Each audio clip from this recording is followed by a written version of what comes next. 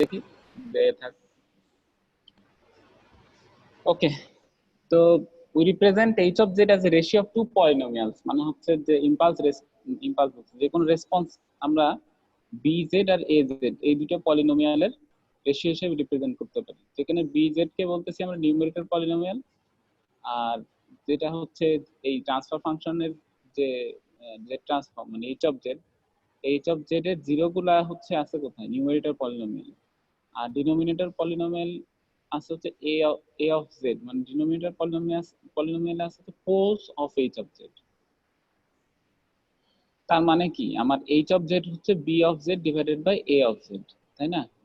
R input signal X of N যদি এটা যদি একটা রেশনাল জেড ট্রান্সফর্ম থাকে এবং সেটা চেহারাটা যদি এরকম হয় n of Z by Q of z, যেখানে এন অফ জেডও একটা পলিনোমিয়াল, কিউ অফ জেডও একটা পলিনোমিয়াল, এন অফ জেড হচ্ছে যে পলিনোমিয়ালটার ভিতরে zeros of the input signal আছে, আর হচ্ছে কিউ অফ জেড এ pole of the input signal আছে, তাহলে এবং সিস্টেমটাকে আমরা ইনিশিয়ালি রিল্যাক্স কনসিডার করছি, ইনিশিয়ালি রিল্যাক্সড, তার মানে কি কোনো মেমোরি নাই, ঠিক আছে? that is the initial conditions for the difference equation are this, মানে ইনিশিয়াল কন্ডিশন গুলো জিরো। এই ক্ষেত্রে আমরা জেড ট্রান্সফর্মটাকে কিভাবে কনসিডার করতে পারি, যদি জেড ট্রান্সফর্মটাকে আমরা আর আউটপুট মানে আউটপুটের জেড ট্রান্সফর্মটাকে আমরা কিভাবে কনসিডার করতে পারি, এটা যদি টাইম ডোমেনে থাকতো তাহলে আমরা বলতাম output in time domain y of n, but আমরা এখানে ওই আউটপুটটাকেও জেড ট্রান্সফর্ম মানে জেড ডোমেনে রিপ্রেজেন্ট করছি y অফ z।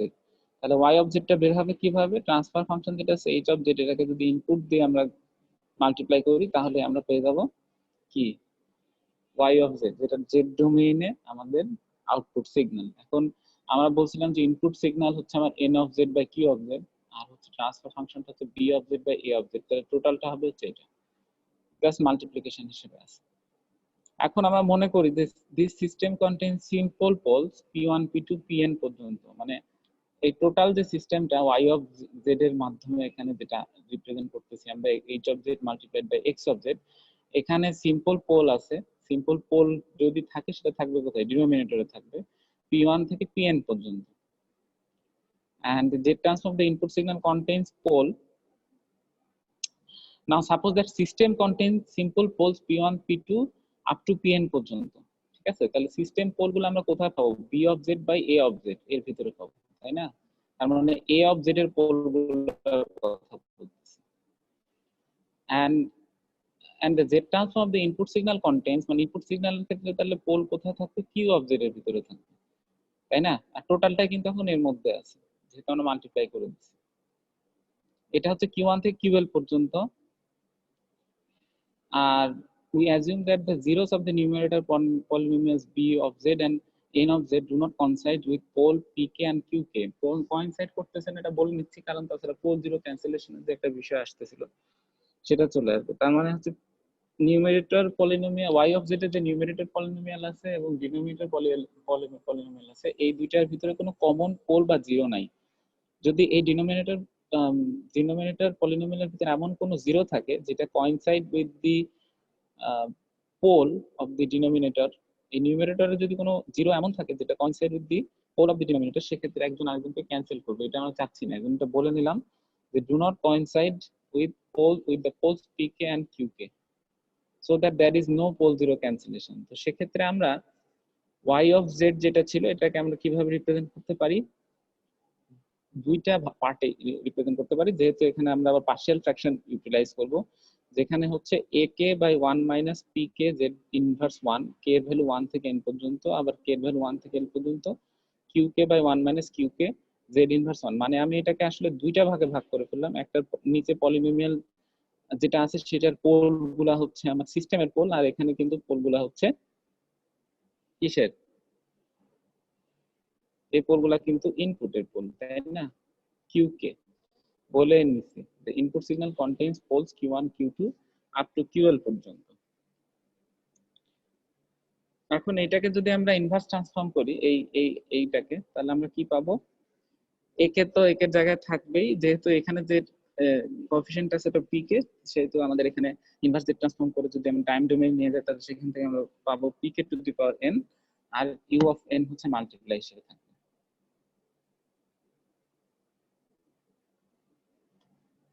একটু দেখি যে এটা জেড ট্রান্সফর্ম করলে কেমন আসবে। The inverse transform y of z yields the output signal from the system in the form, তার মানে আগের যে ওই পার্শিয়াল ফ্র্যাকশনে ভাগ করার পরে আমি এখন এটাকে যদি আবার ইনভার্স ট্রান্সফর্ম করি তাহলে টাইম ডোমেইনে যে সিগন্যালটা পাবো সেটা চেহারাটা দেখতে থাকবে এরকম। হ্যাঁ, তার মানে হচ্ছে বেসিক্যালি ওই পোলের সাথে যে কোএফিসিয়েন্টটা থাকবে জেড ইনভার্সের সাথে সেটা টু দি পাওয়ার n, আর এখানে হচ্ছে ইনপুট সিগন্যালের যে পোল সেটা যে কোএফিসিয়েন্ট সেটা টু দি পাওয়ার n, আর একে আর কিউ কে দুটাকে বলা হয় হচ্ছে এ, এটা একটা নাম আছে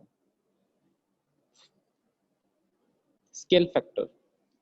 একে আর কিউ কে দুটো হচ্ছে স্কেল ফ্যাক্টর। এখন এই দুটা এবং এই আমাদের সবসময় কনসার্ন থাকতে হবে দুইটা বিষয় নিয়ে। এখানে আমি আসলে কি দেখতে চাচ্ছি, আমি আসলে দেখতে চাচ্ছি যে এই স্কেল ফ্যাক্টর গুলোর সাথে আর এই পোল গুলোর সাথে ইনপুট সিগন্যাল বা সিস্টেমটার রিলেশনটা কি। মানে আমরা যে ন্যাচারাল রেসপন্স বলি বা ফোর্স রেসপন্স বলি বা স্টেডি স্টেট রেসপন্স বলি, জিরো যে ধরনের রেসপন্সে বলি না কেন, সেই রেসপন্স গুলোর সাথে এই ফ্যাক্টর গুলার রিলেশন কি, একে কিউ কে বা পিকে কিউ কে।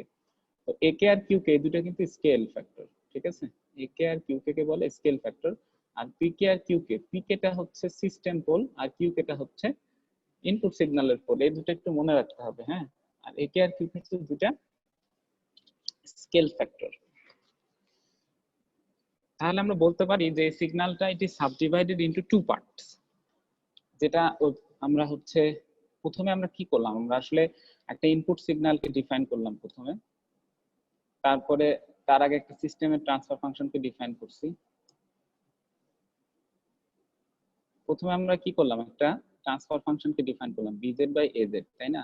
একটা এই ট্রান্সফার ফাংশনটা it represents the characteristic of a system, আর x of z equal to n of z divided by q of z এটা হচ্ছে একটা ইনপুট সিগন্যাল। এখন এই দুটাকে ডিফাইন করার পরে আমরা এই এই সিস্টেম এবং যদি আমার ইনপুট সিগন্যাল এটা থাকে তাহলে দুটাকে আমরা যদি কনভলিউট করি সেক্ষেত্রে আমরা আউটপুট সিকোয়েন্স গুলা পাবো। আউটপুট সিকোয়েন্স গুলাকে আমরা ধরে নিলাম যে সিম্পল পোল যদি থাকে, এর আগে আমরা শিখে আসছি যে আউটপুট সিকোয়েন্সটার ভিতরে যদি মানে এই ট্রান্সফার ফাংশন এবং ইনপুট সিগন্যাল এই দুটোর মাল্টিপ্লিকেশনই তো আউটপুট, তাই না। তো এখন এই ট্রান্সফার ফাংশন এবং ইনপুট সিগন্যালের ভিতরে যদি সিম্পল পোল থাকে সেক্ষেত্রে সেই আউটপুটটাকে আমরা এইভাবে রিপ্রেজেন্ট করতে পারি এখানে যেটা আছে। তো এখন এখান থেকে যদি আমরা ইনভার্স ট্রান্সফর্ম নেই তাহলে আমরা পরের পেজে চলে যাচ্ছি, এই সিগন্যালটা পাবো যেটা টাইম ডোমেইন সিগন্যাল। হ্যাঁ, এখন এই টাইম ডোমেইন সিগন্যালের ভিতরে কয়টা জিনিস আছে, এটার ভিতরে বেসিক্যালি আছে চারটা জিনিস। দুইটা হচ্ছে বলে স্কেল ফ্যাক্টর একে আর কিউ কে, আর পিকে আর কিউ কে এই দুটো হচ্ছে একটা, প্রথমটা হচ্ছে সিস্টেম পোল আর তারপরটা হচ্ছে ইনপুট সিগন্যালের পোল। এখন আমি আসলে ডিটারমাইন করতে চাচ্ছি যে এই পিকে বা কিউ কে পোল যেগুলা বা হচ্ছে স্কেল ফ্যাক্টর এগুলোর সাথে আমার আউটপুট সিগন্যালের ক্যারেক্টারিস্টিকটা কিভাবে জড়িত। তো প্রথম অংশটা যদি আমরা দেখি, ফার্স্ট পার্ট হচ্ছে এইটা।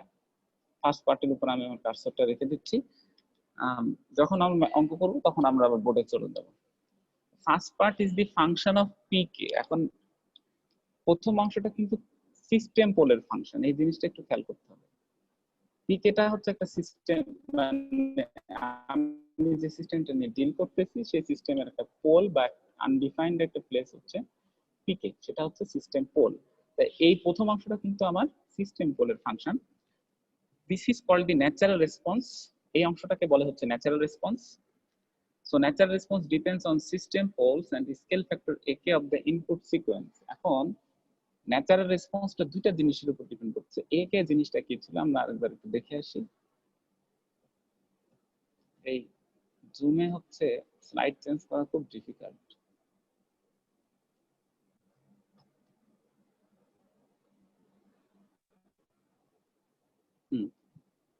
এ এ অফ জেড, যেটা এ অফ জেড থেকে তো basically A K 1 minus P K Z inverse আর Q K 1 minus Q K Z inverse 1, এটা ছিল হচ্ছে আমাদের জেড ডোমেইনে আউটপুট সিকোয়েন্স, তাই না।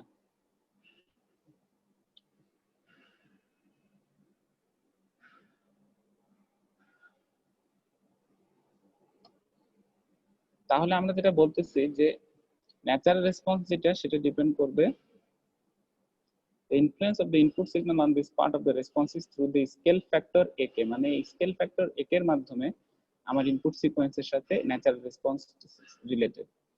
ওকে, তাহলে ফার্স্ট পার্টটাকে আমরা কি বলছি? Natural response. ন্যাচারাল রেসপন্স আর জিরো ইনপুট রেসপন্স এর দুটার মধ্যে ডিফারেন্স কি, এটা নিয়ে আসলে রাইটাররা একটু কনফিউজ। যেটা আমি এর আগে ক্লাসেও বলেছিলাম যে প্রকিস আর ম্যানুলাকিসের বইয়ের সেকেন্ড চ্যাপ্টারে কিন্তু বলা আছে যে ন্যাচারাল রেসপন্স আর জিরো ইনপুট রেসপন্স একই, কিন্তু এই থার্ড চ্যাপ্টারে যে ট্রান্সফর্মে এসে প্রকিস এবং ম্যানুলাকিস এই রাইটাররা তারা হচ্ছে ন্যাচারাল রেসপন্স।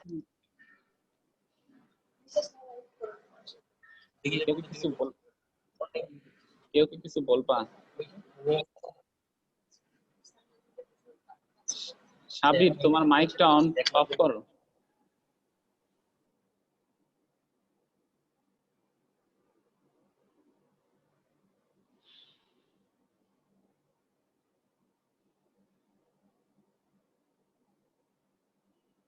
ওকে, যেটা বলতেছিলাম যে জিরো ইনপুট রেসপন্স এবং ন্যাচারাল রেসপন্সের ডিফারেন্সটা আমরা আজকে একটু বুঝবো, যেটা এই চ্যাপ্টারে আলোচনা করা আছে। কোনো রাইটার কিন্তু জিরো ইনপুট রেসপন্স আর ন্যাচারাল রেসপন্সের মধ্যে কোনো পার্থক্য করেন নাই, কিন্তু আমরা যে টেক্সট বুকটা ফলো করতেছি এবং এটাই হচ্ছে সর্বসম্মত মত ন্যাচারাল রেসপন্স আর জিরো ইনপুট রেসপন্সের আজকে যেটা আমি বলবো। আচ্ছা, the second part is the function of input sequence poles qk। এখন পরের পার্টটা যদি দেখি, পরের পার্টটা কিন্তু সিস্টেমের যে ইনপুট সিকোয়েন্সের যে পোলগুলা ছিল qk, এই পোলগুলার function, and it depends on scale factor qk of the system। এইটার এই qk যে স্কেল ফ্যাক্টরটা আছে সেটাকে আমরা বলছি মানে একটা স্কেল ফ্যাক্টর যেটার ভ্যালুটা সিস্টেমের উপর ডিপেন্ড করে, এন্ড এই পার্টটাকে বলা হয় হচ্ছে ফোর্সড রেসপন্স। ঠিক আছে, তার মানে দুইটা অংশ আছে। প্রথম যে অংশটা সেটা হচ্ছে ন্যাচারাল রেসপন্স, আর তারপরের অংশটা হচ্ছে ফোর্সড রেসপন্স। এখন এই যে একে আর কিউকে দুটো স্কেল ফ্যাক্টর আছে, এই দুইটা স্কেল ফ্যাক্টর আবার পিকে এবং কিউকে যে পোলগুলো আছে এই দুইটারই হচ্ছে ফাংশন হবে। আর যদি ইনপুট সিকোয়েন্সটা আমার জিরো হয়, মানে x of n equal to যদি জিরো হয়, তাহলে y of z is equal to zero হবে। যেহেতু আমরা প্রথমে কনসিডার করে নিছি যে ইনিশিয়াল কন্ডিশন নাই, ঠিক আছে, that is the output is 0 when x of n is equal to 0, and in that case natural response is going to be 0. So the natural response is different from the zero input response। কিভাবে আমি একটু আলোচনা করে দিচ্ছি যে zero input response এর আগে আমরা যে সংজ্ঞাটা পড়ে আসছি সেটা হচ্ছে it is caused by non zero initial conditions. মানে ইনিশিয়াল কন্ডিশন গুলা যদি নন জিরো হয়, ইনিশিয়াল কন্ডিশন বলতে আমরা ক্যাপাসিটর বা ইন্ডাক্টরের ক্ষেত্রে ভোল্টেজ কনসিডার করতে পারি। যদি এটা নন জিরো হয় সেক্ষেত্রে আমার ইনিশিয়াল কন্ডিশন থাকবে, and it only depends on the system properties and on the value of initial condition। তো জিরো ইনপুট রেসপন্সটা সিস্টেম প্রপার্টির উপর ডিপেন্ড করে, আর হচ্ছে এটা ইনিশিয়াল কন্ডিশনের উপর ডিপেন্ড করে। তার মানে যদি ইনিশিয়াল কন্ডিশন গুলো জিরো থাকে তাহলে আমার জিরো ইনপুট রেসপন্সটা জিরো হবে। আমি আরেকবার রিপিট করি, zero input response is caused by non zero initial condition. মানে ইনিশিয়াল কন্ডিশনটা যদি নন জিরো হয় তাহলে যে রেসপন্সটা আমরা পাবো সেটাকে বলবো জিরো ইনপুট রেসপন্স। এটা সিস্টেমের প্রপার্টির উপর ডিপেন্ড করে জিরো ইনপুট রেসপন্সটা, আর এটার ভ্যালুটা ডিপেন্ড করে হচ্ছে ইনিশিয়াল কন্ডিশনের উপর। তার মানে যদি ইনিশিয়াল কন্ডিশন না থাকে তাহলে জিরো ইনপুট রেসপন্সটা জিরো হবে। এখন তাহলে ন্যাচারাল রেসপন্সটা কি? Natural response depends on the system poles. Natural রেসপন্সটা ডিপেন্ড করে হচ্ছে সিস্টেম পোলের উপরে, and it does not depend on the input signal pole। এটা ইনপুট সিগন্যাল পোলের উপর ডিপেন্ড করে না। তার মানে ইনপুট সিগন্যাল থাকুক আর না থাকুক এটার উপর ন্যাচারাল রেসপন্স ডিপেন্ড করে না, মানে ইনপুট সিগন্যাল পোলের উপর ডিপেন্ড করে না। ঠিক আছে, ইনপুট সিগন্যাল থাকতে হবে বাট এটার পোলের উপরে ন্যাচারাল রেসপন্সটা ডিপেন্ড করে না। তাহলে ন্যাচারাল রেসপন্স ডিপেন্ড করে কিসের উপরে? এখানে দুই রকমের পোল নিয়ে আমরা কনসিডার করতেছি, একটা হচ্ছে সিস্টেমের পোল আর একটা হচ্ছে ইনপুট সিগন্যালের পোল। তাহলে ন্যাচারাল রেসপন্সটা সিস্টেম পোলের উপর ডিপেন্ড করে বাট ইনপুট সিগন্যালের পোলের উপর ডিপেন্ড করে না। এটা ইনপুট সিগন্যালের উপর ডিপেন্ড ইনপুট সিগন্যালের পোলের উপর ডিপেন্ড না করলেও ইনপুট সিগন্যালের সাথে যে স্কেল ফ্যাক্টর গুলো থাকবে সেটার উপর এটা ডিপেন্ড করবে। ঠিক আছে, তার মানে কি ন্যাচারাল রেসপন্সটা ডিপেন্ড করে কিসের উপর? ন্যাচারাল রেসপন্স ডিপেন্ড করে হচ্ছে ইনপুট সিগন্যালের সাথে যে স্কেল ফ্যাক্টরটা আমরা পাবো সেটার উপর।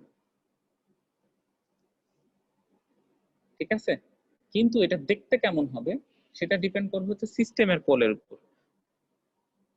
তার মানে ন্যাচারাল রেসপন্সটা বেসিক্যালি ডিপেন্ড করবে হচ্ছে ইনপুট সিকোয়েন্সের স্কেল ফ্যাক্টর আর সিস্টেমের পোলের উপর।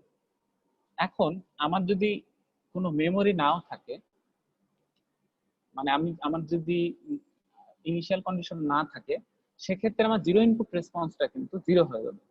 কিন্তু ন্যাচারাল রেসপন্স যেটা সেটা কিন্তু জিরো হবে না, কারণ এইটা not only depend on the initial conditions, it depends on the poles of the system. সিস্টেমের পোল যদি থাকে বা সিস্টেম ফাংশনটা যতক্ষণ থাকবে ততক্ষণ আমার ন্যাচারাল রেসপন্সটা মানে ইনপুট সিকোয়েন্সের সাথে ডিপেন্ড করবে কিভাবে? স্কেল ফ্যাক্টরের মাধ্যমে। মানে আমার ইনপুট সিকোয়েন্স যদি থাকে, ইনিশিয়াল কন্ডিশন না থাকলেও ন্যাচারাল রেসপন্সটা থাকবে। কারণ ন্যাচারাল রেসপন্সটা বেসিক্যালি এটা কেমন দেখতে হবে এটা ডিপেন্ড করে হচ্ছে সিস্টেম পোলের উপরে। আর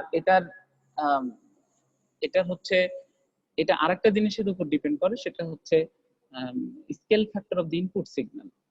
ঠিক আছে, তো এই জায়গায় হচ্ছে ন্যাচারাল রেসপন্স আর force response, sorry natural response আর জিরো ইনপুট রেসপন্সের একটা ডিফারেন্স বইতে দেওয়া আছে। ঠিক আছে, আমরা যে আগে পড়ে আসছিলাম যে ন্যাচারাল রেসপন্স আর জিরো ইনপুট রেসপন্স একই, এটা আসলে একই না। আমি আরেকবার একটু রিপিট করি, জিরো ইনপুট রেসপন্স জিরো হবে যদি ইনিশিয়াল কন্ডিশন না, কিন্তু ন্যাচারাল রেসপন্স জিরো হবে না।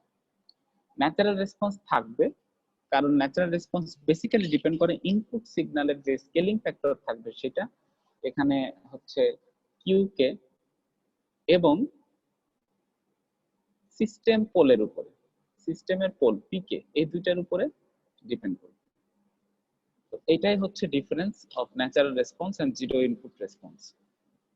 এখন আমরা transient and steady state response নিয়ে একটু কথা বলবো। এই অনেক রাইটার কিন্তু ন্যাচারাল রেসপন্স আর হচ্ছে জিরো ইনপুট রেসপন্সকে একই হিসেবে কনসিডার করছে। Okay, transient and steady state response এই দুইটা কি আমরা একটু শিখি। Zero state response of a system, zero state response মানে কি? মেমোরিলেস, তাই না? জিরো স্টেট মানে হচ্ছে কোনো মেমোরি নাই। আর আমরা এর আগে কি শিখে আসলাম?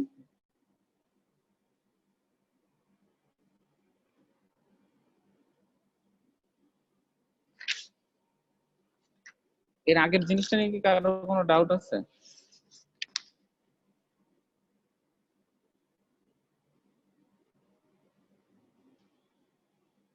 থাকলে বলতে পারো। আমি এটা আরেকবার বলবো, সমস্যা নাই। এই ট্রানজিয়েন্ট এন্ড স্টেডি স্টেট রেসপন্সটা নিয়ে একটু আলোচনা করে শেষ করি। Zero state response of the system to a given input, মানে জিরো স্টেট রেসপন্স মানে কি? জিরো স্টেট রেসপন্স মানে হচ্ছে যে কোনো মেমোরি নাই। of a system to a given input can be separated into two component, দুইটা কম্পোনেন্টে ভাগ করা যায়, একটা হচ্ছে ন্যাচারাল রেসপন্স আর একটা হচ্ছে forced response. Natural response of causal system এখানে দেওয়া আছে, সেটা হচ্ছে ak pk two the power n u of n। এখন এখানে pk এর ভ্যালুটা k এর ভ্যালুটা 1 থেকে n পর্যন্ত হতে পারে, আর ak হচ্ছে scale factor that depend on the initial conditions and on the characteristic of the input sequence. এই স্কেল ফ্যাক্টর এ কে এর ভ্যালুটা ডিপেন্ড করে হচ্ছে, তার মানে হচ্ছে যে ন্যাচারাল রেসপন্সটা আছে, ন্যাচারাল রেসপন্সটা আমি এর আগে বলে আসলাম যে স্কেল, এটা ডিপেন্ড করে হচ্ছে ইনিশিয়াল কন্ডিশনের উপরে আর ক্যারেক্টারিস্টিক অফ দ্য ইনপুট সিকোয়েন্সের উপরে। ঠিক আছে, এখন পিক এর ভ্যালুটায় পোলগুলা যদি একের থেকে ছোট হয়, মানে হচ্ছে ইউনিট সার্কেলের ভিতরে হয় কে এর সকল ভ্যালুর জন্য, তাহলে ন্যাচারাল রেসপন্সটা কি করবে? ডিকে করবে। আমরা কিন্তু এর আগে দেখে আসছিলাম যে পোল ওই রিজন অফ কনভার্জেন্স, এটা যদি একের থেকে ছোট হয় সেক্ষেত্রে সিগন্যাল গুলো ডিকে করে। তাই না? আর রিজিয়ন অফ কনভার্জেন্স যদি বাইরে হয় সেক্ষেত্রে এটা হচ্ছে আস্তে আস্তে রাইজ করে। তো সেক্ষেত্রে যদি একের থেকে ছোট হয় কে সকল ভ্যালুর জন্য পোলগুলা যদি সবই ইউনিট সার্কেলের ভিতরে থাকে, তাহলে যে ন্যাচারাল রেসপন্সটা আছে এটা ডিকে করবে as an approaches infinity. N এর ভ্যালু যত বাড়াতে থাকবো এটা এই সিগন্যালটা ডিকে করবে। In such a case we refer to the natural response of the system as the transient response. এই ঘটনাটাকেই বলে হচ্ছে ট্রানজিয়েন্ট রেসপন্স। যখন সিগন্যালটা আস্তে আস্তে ডিকে করে, এই ন্যাচারাল রেসপন্স যদি আস্তে আস্তে ডিকে করে, প্রথমে একটা পিক দিয়ে শুরু হবে, তারপর আস্তে আস্তে ডিকে করবে, এই ঘটনাটাকে বলা হচ্ছে transient response. The rate at which y of n decays towards zero depends on the magnitude of pole position. এটা তো খুব মানে একটা জিনিস, ইজি জিনিস। The rate of decay depends on the magnitude of pole position. মানে পোলটা কোন জায়গায় আছে এটার উপর ডিপেন্ড করে কত দ্রুত আমার এই রেসপন্সটা ডিকে করতেছে সেটা ডিপেন্ড করবে। যদি সব পোলের ম্যাগনিটিউড খুব ছোট হয় সেক্ষেত্রে আমার যে ডিকেটা এটা খুব র্যাপিড হবে। আর যদি কোনো একটা পোল ইউনিট সার্কেলের কাছাকাছি থাকে, আমরা জানি যে ইউনিট সার্কেলের উপরে যদি থাকে তাহলে সেগুলো কি হবে, সাইনুসয়েড হবে, তাই না? জেড এর ভ্যালুটা 1 কখন হবে? সেক্ষেত্রে যদি 1 এর উপরে হয় তাহলে এটা কিন্তু একটা এভার লাস্টিং সাইনুসয়েড হবে। ঠিক আছে, এটা মানে মেইনটেইন করবে, এর অ্যামপ্লিটিউডটা মেইনটেইন করে এটা অসিলেট করতে থাকবে, যেটাকে আমরা স্টেডি স্টেট কন্ডিশন বলবো। এটা more poles are located near the unit circle, y n r of n মানে যেটা ন্যাচারাল রেসপন্স, এটা ডিকে করবে খুব স্লোলি এবং ট্রানজিয়েন্টটা অনেক সময়ের জন্য থাকবে। আমরা কিন্তু কোনো একটা সিস্টেমের জন্য যদি ট্রানজিয়েন্ট থাকে সেটা এমন ভাবে ডিজাইন করি যাতে এটা যত তাড়াতাড়ি সম্ভব ডাই আউট হয়ে যায়, কারণ ট্রানজিয়েন্ট যে ভ্যালুটা এই ভ্যালুটা সার্কিট কম্পোনেন্ট গুলোর জন্য একটু ক্ষতিকর। এর জন্য যখন আমরা কোন একটা সিস্টেম ডিজাইন করব তখন রেসপন্স এমন ভাবে ডিজাইন করব সিস্টেমের, মানে ট্রানজিয়েন্ট রেসপন্সটা এমন ভাবে ডিজাইন করব যাতে এর পোল গুলা ছোট হয়, যতটা সম্ভব এটা যাতে ছোট হয়। যদি ছোট হয় সেক্ষেত্রে এটা ট্রানজিয়েন্টটা দ্রুত ডাই আউট হবে। এখন যদি আমরা ফোর্স রেসপন্সের জন্য যাই,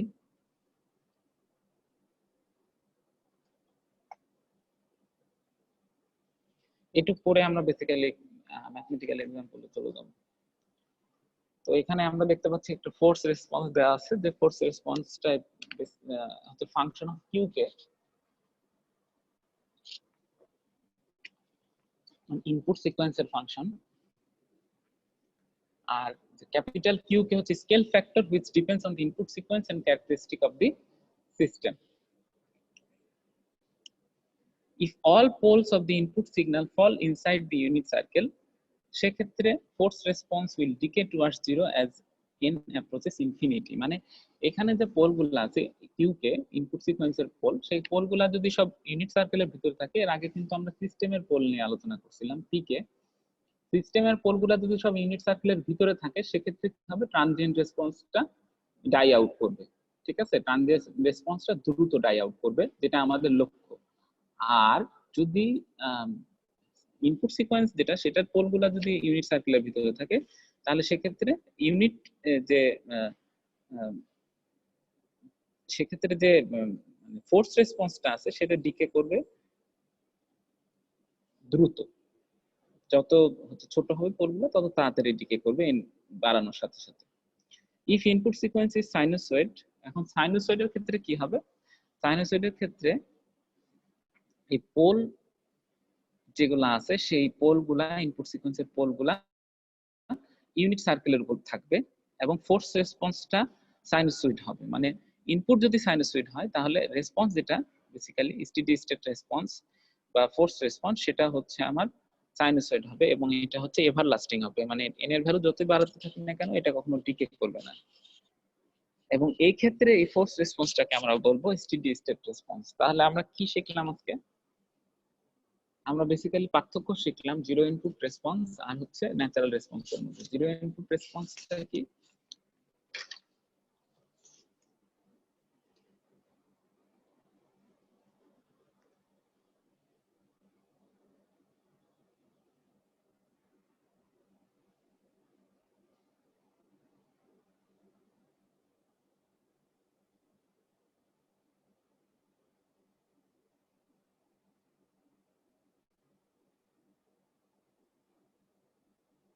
ওকে, তো আরেকবার আমি যদি রিপিট করতে চাই তাহলে হচ্ছে বলতে পারি যে দুইটা পার্টে ভাগ করা যায়।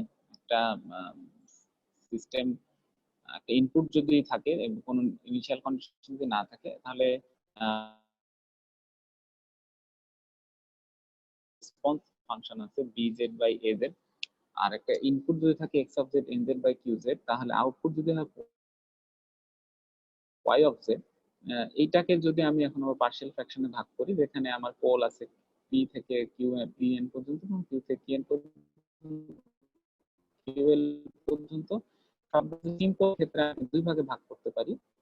এখন এই এই অংশটাকে যদি আমি আবার ইনভার্স ট্রান্সফর্ম করি তাহলে y অফ n পাবো।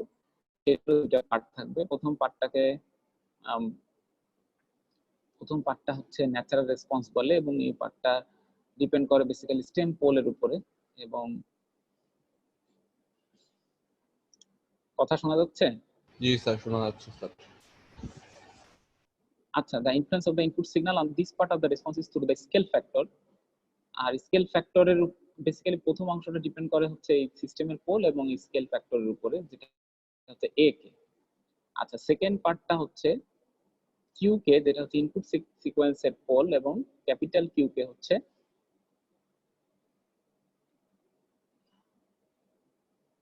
এবং ক্যাপিটাল কিউ কে এর উপর ডিপেন্ড করে। ঠিক আছে,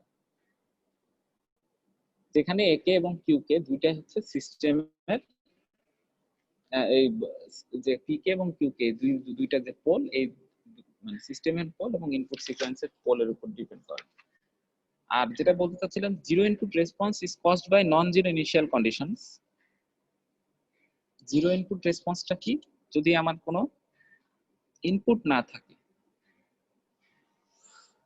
একটু ক্লিয়ার হই, আমার নিজেরও জিরো ইনপুট রেসপন্স এবং হচ্ছে কি জিরো স্টেট রেসপন্সের মধ্যে একটু আমি অ্যামালগামেট করে ফেলি, এই জন্য আমি এটাকে আবার রিপিট করতেছি। জিরো ইনপুট রেসপন্সটা কখন হয়? জিরো ইনপুট রেসপন্সটা হয় হচ্ছে যদি কোনো ইনপুট না থাকে। সেক্ষেত্রে আমরা বলে আসতেছিলাম যে এটাই ন্যাচারাল রেসপন্স, এর আগের চ্যাপ্টারে বলেছি। এটা হচ্ছে বেসিক্যালি আমরা এখন যেটা জানতে পারতেছি যে এই জিরো ইনপুট রেসপন্স বা ন্যাচারাল রেসপন্স, এই দুটার ভিতরে আসলে একটু পার্থক্য আছে। কারণ জিরো ইনপুট রেসপন্স থাকবে না যদি ইনিশিয়াল কন্ডিশন না থাকে। আমি একটু জিনিসটা খোলসা করি। আমাদের যদি একটা আরসি বা এলসি সার্কিট থাকে, সেক্ষেত্রে আরসি বা এলসি সার্কিটটা যদি ইনিশিয়ালি চার্জ না হয় এবং সেটা যদি আমি ইনপুটও কোনো না দেই, সেটাকে যদি একটা সিস্টেমের সাথে জয়েন করি, সেক্ষেত্রে ওই চার্জটা ডিকে হয়ে যাবে ওই রেজিস্ট্যান্সের ভিতর দিয়ে। মনে করি আমার একটা ইনিশিয়াল একটা ক্যাপাসিটর ছিল, ক্যাপাসিটরটা চার্জ ক্যাপাসিটর, তার মানে কি ইনিশিয়াল কন্ডিশন বা মেমোরি আছে ক্যাপাসিটরটার ভিতরে। এখন ওই ক্যাপাসিটরটাকে যদি আমি একটা রেজিস্ট্যান্সের অ্যাক্রসে কানেক্ট করি, সেক্ষেত্রে ওই ক্যাপাসিটরের ভোল্টেজটা রেজিস্ট্যান্সের ভিতর দিয়ে ডিকে মানে হয়ে যাবে, ডিসিপেট হয়ে যাবে, তাই না? তো এখন যদি ওই ক্যাপাসিটরটার ভিতরে আমার কোনো চার্জ না থাকতো, তার মানে ইনিশিয়াল কন্ডিশন জিরো থাকতো, তাহলে আমি বলতাম যে জিরো ইনপুট রেসপন্স নাই, বা কোনো ইনিশিয়াল কন্ডিশন না থাকার কারণে কোনো ওইটাকে যদি কোনো রেজিস্ট্যান্সের অ্যাক্রসে কানেক্ট করি ক্যাপাসিটরটাকে, তাহলে কোনো রেসপন্স দেখা যাবে না। তো এই জন্য আমরা বলতেছিলাম যে জিরো ইনপুট রেসপন্স, যেটা কোনো ইনপুট না দেওয়ার পরেও সিস্টেম যে রেসপন্সটা দেখায়, সেটা জিরো হবে যদি ইনিশিয়াল কন্ডিশন না থাকে। এবং এটা একটা সত্যি কথা। It only depends on system properties, মানে zero input response টা only depends on system properties and value on the initial condition. Zero input response is zero if initial conditions are zero. R natural response টা কি? Natural response depends on system pole। তার মানে natural response টা যে শুধুমাত্র natural রেসপন্সটা depend করে কিসের উপরে? সিস্টেম পোলের উপরে, এবং ইনপুট সিগন্যালের পোলের উপর ডিপেন্ড করে না। তার মানে ইনপুট সিকোয়েন্স থাকুক আর না থাকুক, মানে সিস্টেম, মানে এটা হচ্ছে ইনপুট সিকোয়েন্সের পোলের উপর ডিপেন্ড করে না, এটা ডিপেন্ড করে হচ্ছে সিস্টেমের পোলের উপরে। এখানে দুইটা জিনিসের পোলের কথা আমরা বলতেছি, একটা হচ্ছে সিস্টেমের পোল আর একটা হচ্ছে ইনপুট সিকোয়েন্সের পোল। ন্যাচারাল রেসপন্স ডিপেন্ড করে হচ্ছে সিস্টেমের পোলের উপরে, আর ইনপুট সিকোয়েন্সের সাথে ন্যাচারাল রেসপন্সের সম্পর্কটা হচ্ছে স্কেল ফ্যাক্টরের। ঠিক আছে? তো ন্যাচারাল রেসপন্সের যে ফর্মটা মানে ন্যাচারাল রেসপন্সটা কেমন হবে এটা ডিপেন্ড করে হচ্ছে পুরোপুরি সিস্টেমের পোলের উপরে। এই জন্য ন্যাচারাল রেসপন্সটা জিরো ইনিশিয়াল কন্ডিশনে ভ্যানিশ হবে না। ন্যাচারাল রেসপন্সটা জিরো ইনিশিয়াল কন্ডিশনে ভ্যানিশ হবে না, ঠিক আছে? কিন্তু জিরো ইনিশিয়াল কন্ডিশনে কিন্তু জিরো ইনপুট রেসপন্সটা ভ্যানিশ হয়ে যাবে। আমি কি জিনিসটা বোঝাতে পারছি? প্রত্যেকটা সিস্টেমেরই একটা নিজস্ব ক্যারেক্টারিস্টিক থাকে, এই ক্যারেক্টারিস্টিকটার উপরেই বেসিক্যালি ন্যাচারাল রেসপন্স ডিপেন্ড করে। আর যদি কোনো ইনিশিয়াল কন্ডিশন থাকে তাহলে সিস্টেমটা যেভাবে বিহেভ করে এটা হচ্ছে আমার জিরো ইনপুট রেসপন্স। আর ন্যাচারাল রেসপন্স কিন্তু আমি যদি আমার ইনিশিয়াল কন্ডিশন নাও থাকে এরপর যখন আমি একটা ইনপুট দিব সেক্ষেত্রে ওই ইনপুটের সাথে একটা ন্যাচারাল রেসপন্স ওই সিস্টেমটা শো করবে, যেটা ডিপেন্ড করে হচ্ছে সিস্টেমের পোলের উপর। আমি কি আমার কথাটাকে ক্লিয়ার করে বলতে পারছি? কারো কি কোনো ডাউট আছে?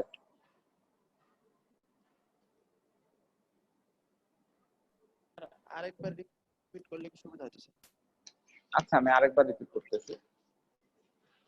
জিনিসটা একটু কনসেপচুয়াল, এটা আসলে না শেখালেও হতো, অঙ্ক করার জন্য এটা খুব বেশি দরকার নাই। বাট এরপরে আমরা যেহেতু ওবি সিস্টেমে আছি এবং সিস্টেম ডিজাইন করার ক্ষেত্রে আমাদের কিছু থিওরিটিক্যাল নলেজ দরকার, ভবিষ্যতে এগুলো আমাদের লাগবে, এই জন্য আমি বিষয়গুলো এখানে নিয়ে আসলাম। আচ্ছা একটা সিস্টেম আছে, সিস্টেমটাকে আমরা রিপ্রেজেন্ট করছি b of Z by A of z, এটা হচ্ছে আমার সিস্টেমের ট্রান্সফার ফাংশন। আর ইনপুট সিকোয়েন্সের ট্রান্সফার ফাংশন হচ্ছে n of Z by Q of z. এখন আউটপুট কিভাবে পাবো? দুইটা গুণ করলে পাবো, এটা হচ্ছে আউটপুট। তো এখন আমরা বলে নিচ্ছি যে সিস্টেমটাকে আমরা কি দিয়ে রিপ্রেজেন্ট করি? একটা রেসপন্স ফাংশন দিয়ে রিপ্রেজেন্ট করি, সেটা ইম্পালস রেসপন্স হতে পারে বা সাইনুসয়েডাল রেসপন্স ফাংশন হতে পারে। মানে একটা সিস্টেম ট্রান্সফার ফাংশনটা কেমন হচ্ছে। এখন ওই ট্রান্সফার ফাংশনটাকে যেহেতু আমরা একটা রেশনাল ফাংশন দিয়ে রিপ্রেজেন্ট করতেছি কিনা b of Z by A of Z, তার মানে এই ট্রান্সফার ফাংশনটার একটা পোল আছে এবং জিরো আছে। আবার ইনপুট যে সিগন্যালটা ইউজ করতেছি সেটাকেও যেহেতু আমরা রেশনাল ফ্র্যাকশন দিয়ে রিপ্রেজেন্ট করতে পারি, সেহেতু এইটারও কিছু পোল আছে। তো আমরা ধরে নিলাম যে সিস্টেমের পোল গুলো হচ্ছে পি থেকে পিএন পর্যন্ত, পি ওয়ান থেকে পিএন পর্যন্ত, এবং ইনপুট সিকোয়েন্সের পোল হচ্ছে কিউ ওয়ান থেকে কিউএল পর্যন্ত। এখন আমরা যদি ধরি মনে করি যে এই টোটাল যে পোল গুলা আছে পি এবং কিউ, এরা যদি প্রত্যেকে সিম্পল পোল হয় তাহলে আউটপুট সিকোয়েন্স যেটা পাচ্ছি আমরা ওয়াই অফ জেড, এটাকে আমরা এইভাবে পার্শিয়াল ফ্র্যাকশনের মাধ্যমে রিপ্রেজেন্ট করতে পারি। তো এই পার্শিয়াল ফ্র্যাকশন থেকে আমরা যদি এখন ওয়াই অফ জেড কে আবার ইনভার্স জেড ট্রান্সফর্ম করি তাহলে আমরা একটা টাইম ডোমেন সিগন্যাল পাচ্ছি, যার দুইটা পার্ট আছে, একটা হচ্ছে এইটা আর একটা হচ্ছে এইটা। প্রথম পার্ট যেটা, এটা হচ্ছে ইনপুট সিস্টেমের যে পোল তার ফাংশন, আর দ্বিতীয় যে পার্টটা সেটা হচ্ছে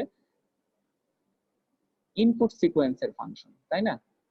তো এখন এখানে এই কথাগুলো বলার যে উদ্দেশ্য, ফাইনালি আমাদের যে কনক্লুশন সেটাতে চলে যায়, সেটা হচ্ছে যে এর আগে আমরা পড়ছিলাম যে জিরো ইনপুট রেসপন্সটাই ন্যাচারাল রেসপন্স। তো এখানে এই রাইটাররা এই জিনিসটাকে একটু ডিফাইন করছেন, একটু দুটার মধ্যে পার্থক্য আমাদেরকে ধরায় দিচ্ছেন। সেটা হচ্ছে যে জিরো ইনপুট রেসপন্সটা হচ্ছে সেই রেসপন্স যে রেসপন্সটা কোন একটা সিস্টেম শো করবে যদি ইনিশিয়াল কন্ডিশন থাকে। মানে সিস্টেমটা যদি মনে করে একটা ক্যাপাসিটেন্স ভিত্তিক সিস্টেম হয়, তাহলে ক্যাপাসিটরটাতে যদি ইনিশিয়ালি কোনো চার্জ থাকে টাইম কাউন্ট করার শুরুতে, তাহলে সেক্ষেত্রে সেটাকে ইনিশিয়াল কন্ডিশন আছে এবং সেটার জন্য সিস্টেমটা যে রেসপন্স শো করবে সেটাকে আমরা বলবো জিরো ইনপুট রেসপন্স, মানে কোনো ইনপুট না দেওয়ার পরেও যে রেসপন্সটা পাওয়া যাচ্ছে। আর ন্যাচারাল রেসপন্স কোনটা? ন্যাচারাল রেসপন্সের সাথে জিরো ইনপুট রেসপন্সের পার্থক্য হচ্ছে যে ইনিশিয়াল কন্ডিশন জিরো হলো ন্যাচারাল রেসপন্সটা জিরো হবে না, কারণ ন্যাচারাল রেসপন্স বেসিক্যালি ডিপেন্ড করে হচ্ছে মানে কেমন হবে দেখতে, এটা ডিপেন্ড করে হচ্ছে সিস্টেমের পোলের উপর। সিস্টেমের পোল কিন্তু মানে ইনপুট সিকোয়েন্স থাকলেই থাকবে। তো natural response depend on system pole. It depends on input sequence in terms of scale factor only, but its form is entirely determined by the system pole. যেহেতু এটা সিস্টেমের একটা ক্যারেক্টারিস্টিক ন্যাচারাল রেসপন্স, সেহেতু initial condition না থাকলেও আমি যদি একটা ইনপুট দেই সেক্ষেত্রে আমরা যে রেসপন্সটা পাবো সেটাকে আমরা বলবো ন্যাচারাল রেসপন্স। তার মানে ইনিশিয়াল কন্ডিশন যদি নাও থাকে সেক্ষেত্রেও আমরা ন্যাচারাল রেসপন্স পাবো যদি ইনপুট থাকে। ইনপুট থাকার পরেও আমরা কিন্তু সিস্টেম মনে করি যে আমরা একটা সিস্টেমকে ইনপুট দিছি, এরপরও ওই যদি ইনিশিয়াল কন্ডিশন থাকে তাহলে সেক্ষেত্রে ওইটা আমার টোটাল আউটপুটের সাথে এসে অ্যাড হবে, যেটাকে আমরা বলছি জিরো ইনপুট রেসপন্স। মানে যদি ইনপুট না দিতাম তাও সিস্টেমটা যে আউটপুট শো করতো। এখন যদি আমরা ইনপুট দেই এবং ইনিশিয়াল কন্ডিশন না থাকে সেক্ষেত্রে জিরো ইনপুট যে রেসপন্স সেটা থাকবে না, কিন্তু ন্যাচারাল রেসপন্সটা থাকবে। কারণ ন্যাচারাল রেসপন্সটা বেসিক্যালি ডিপেন্ড করে সিস্টেমের পোলের উপরে, এটা এই ইনপুট সিকোয়েন্সের পোলের উপর ডিপেন্ড করে না। কিন্তু এটার আবার মানে ইনপুট সিকোয়েন্সের যে স্কেল ফ্যাক্টর সেটার সাথে আবার এটা মানে এটা হচ্ছে কত তাড়াতাড়ি ডিকে করবে, এটার অ্যামপ্লিটিউড কত হবে সেটা ডিপেন্ড করবে। এই ছিল হচ্ছে কথা। তো তার তাহলে স্যার কি স্যার ন্যাচারাল রেসপন্সে স্যার হচ্ছে ইনিশিয়াল কন্ডিশন নাও থাকলেও হতে পারে, মানে থাকতেও পারে নাও থাকতে পারে কি স্যার, এমন কি হ্যাঁ, জিনিস? আমি এটাই বলতে চাচ্ছিলাম যে ন্যাচারাল রেসপন্সটা কিন্তু থাকবে যদি ইনিশিয়াল কন্ডিশন না থাকে তাও, কিন্তু ইনিশিয়াল কন্ডিশন না থাকলে জিরো ইনপুট রেসপন্সটা থাকবে না। এখানে এই পার্থক্যটা এরা করছে। বইতে পড়লে আরো হয়তো ক্লিয়ার হবে, এখন আমি মুখে বলতেছি অনেকে হয়তো ভালো শুনতে পাচ্ছ না, বইতে পড়লে আরো ক্লিয়ার হবে। তো আমরা হচ্ছে এরপর ম্যাথে চলে যাব। তো তার আগে আমরা একটু 5 মিনিটের ব্রেক নিতে পারি। 5 মিনিটের ব্রেকের পরে আমরা ম্যাথে চলে যাব। সবাই 5 মিনিটের ব্রেকের পরে আবার এখানে হাজির হই। ঠিক আছে?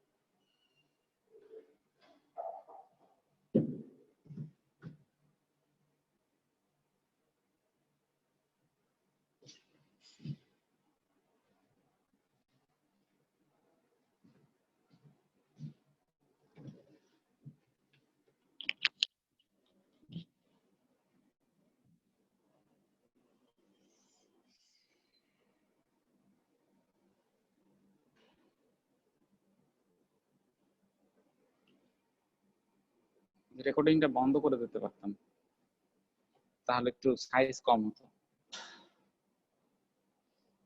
ঠিক আছে, আমরা এখন কিছু ম্যাথমেটিক্যাল এক্সাম্পলে চলে যাব। আশা করি জেড ট্রান্সফর্মটা এমন ভাবে শিখবো আমরা যে জেড ট্রান্সফর্ম নিয়ে কারো কোনো ভীতি থাকবে না, মানে পরীক্ষার হলে আমরা খুব ফুরফুরে মেজাজে যাব, কারণ আমরা সবই পারি।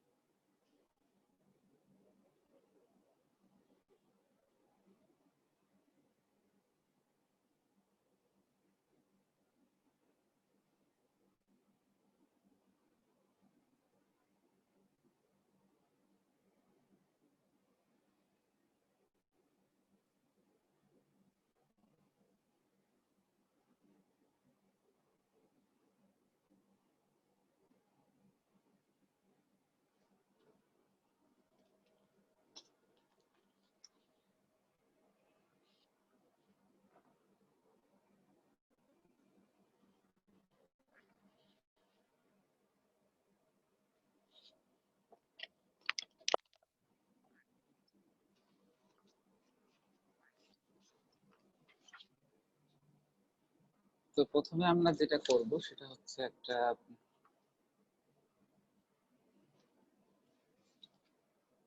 অনুশীলনের একটা অঙ্ক করব। অনুশীলনীর অঙ্ক 3.37, compute the response of the system to the input x of n. Is the system stable? একটা একটা ইনপুট সিকোয়েন্স দেওয়া আছে, একটা ট্রান্সফার ফাংশন দেওয়া আছে এবং ইনপুট সিকোয়েন্স দেওয়া আছে, বলছে যে রেসপন্স ক্যালকুলেট করতে এবং সিস্টেমটা স্টেবল কিনা এটাও বলতে বলছে। আমরা এখন একটু জিনিসটা দেখি। তো প্রথমে আমরা দেখে নেই যে এটা হচ্ছে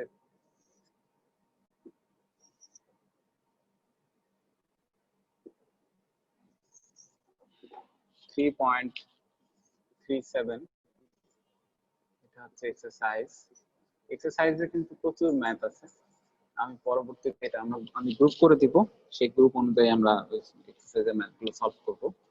তো যেটা আমাকে দেওয়া আছে 1 y of n equal to 0.7 y of n minus 1 minus 0.12 y of n minus 2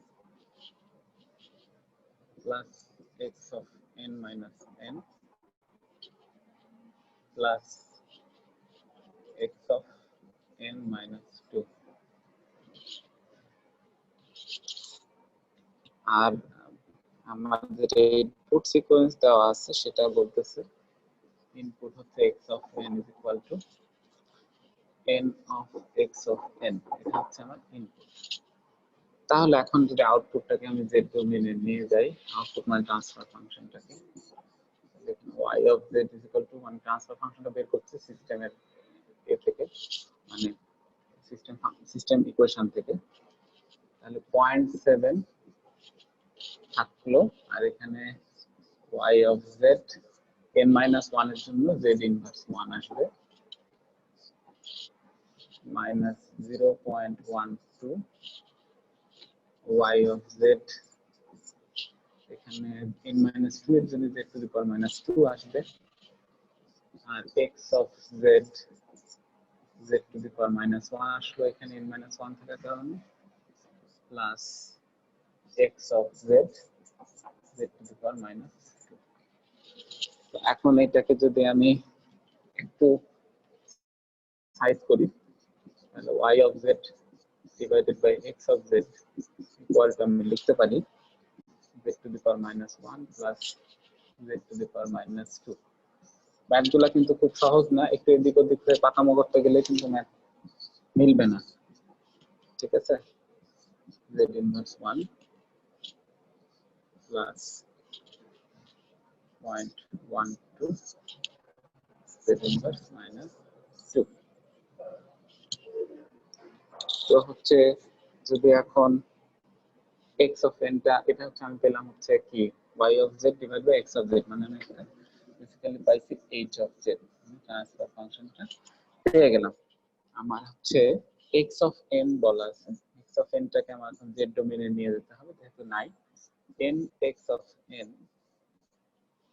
এখন এটাকে যদি আমি এখন z ডোমেইনে নিয়ে যেতে চাই, তাহলে আমরা যেটা জানি, সরি nx অফ n,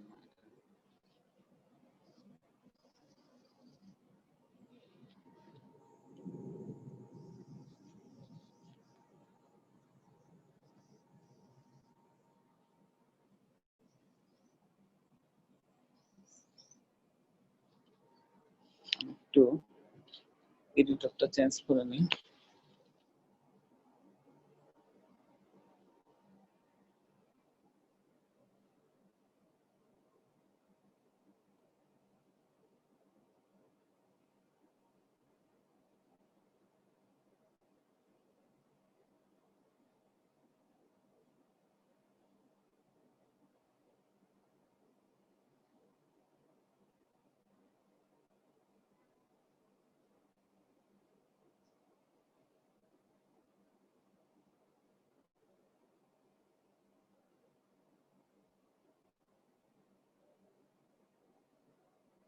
একটু ওয়েট করতে হবে।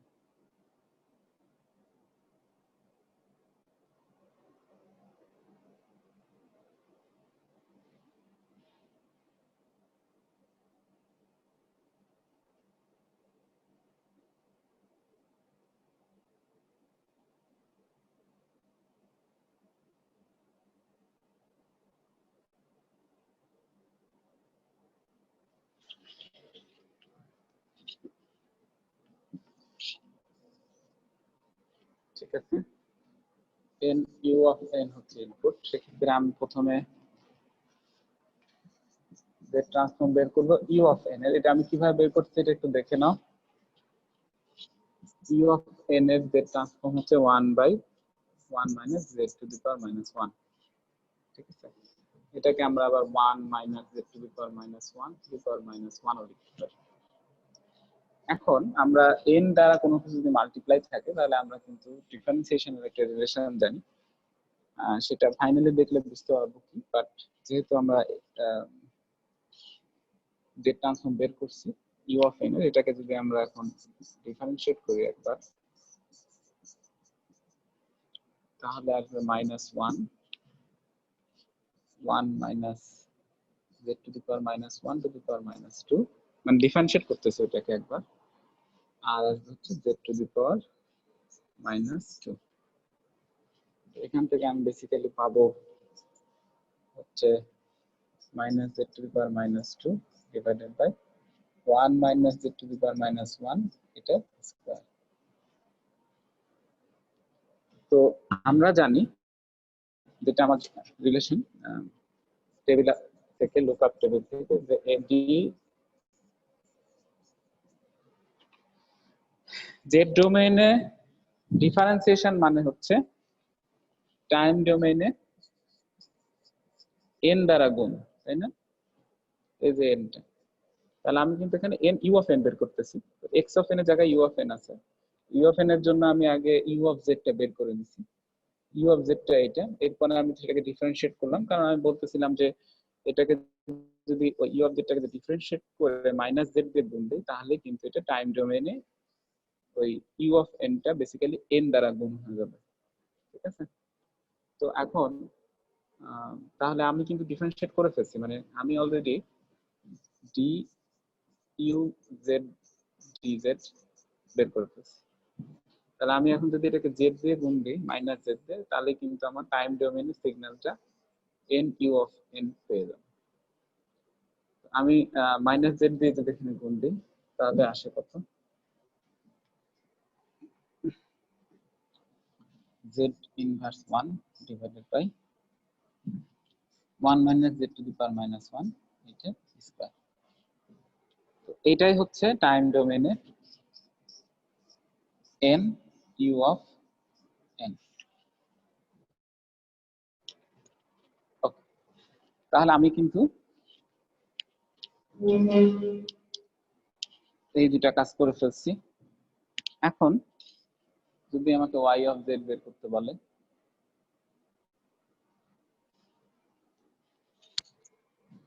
y অফ z তাহলে কত হবে?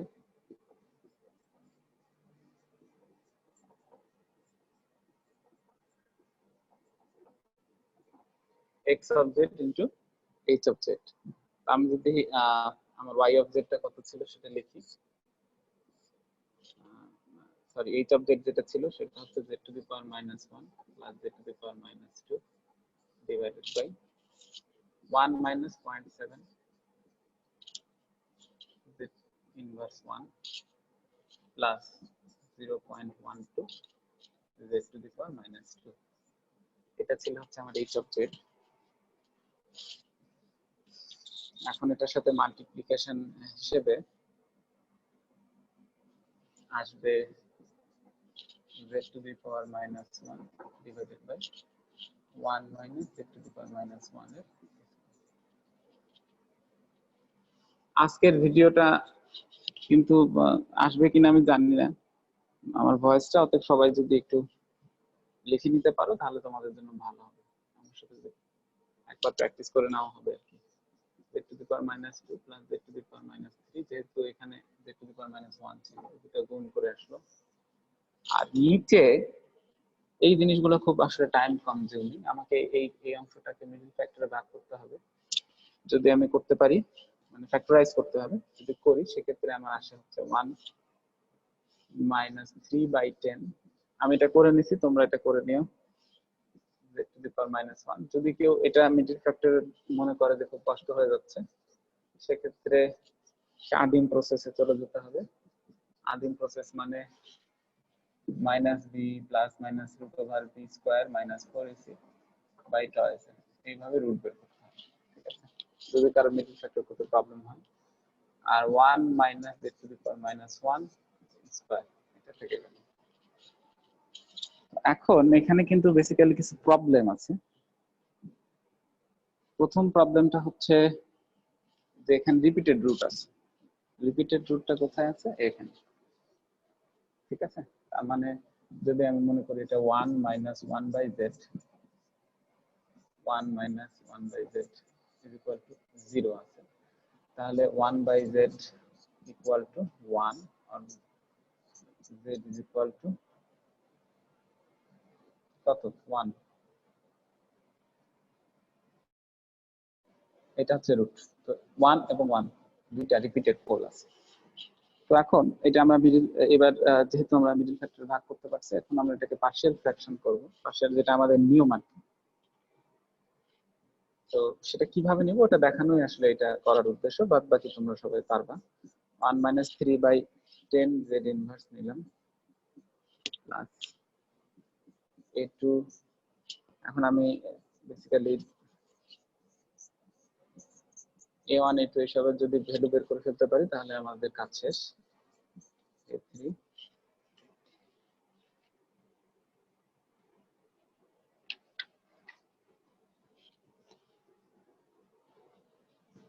1 মাইনাস z ইনভার্স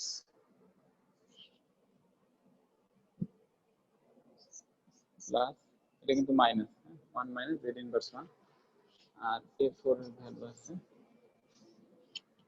হচ্ছে 1 minus z to the power minus 1 square. তো এখন আমার a1 a2 a3 a4 এর ভ্যালুগুলো বের করতে হবে। এগুলার ভ্যালু বের করার খুব শর্টকাট পদ্ধতি,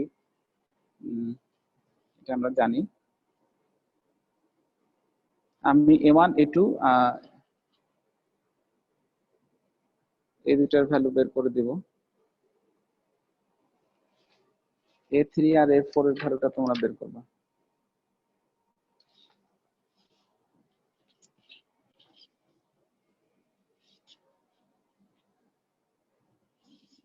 পরে এগুলো ডিলিট করে দিই।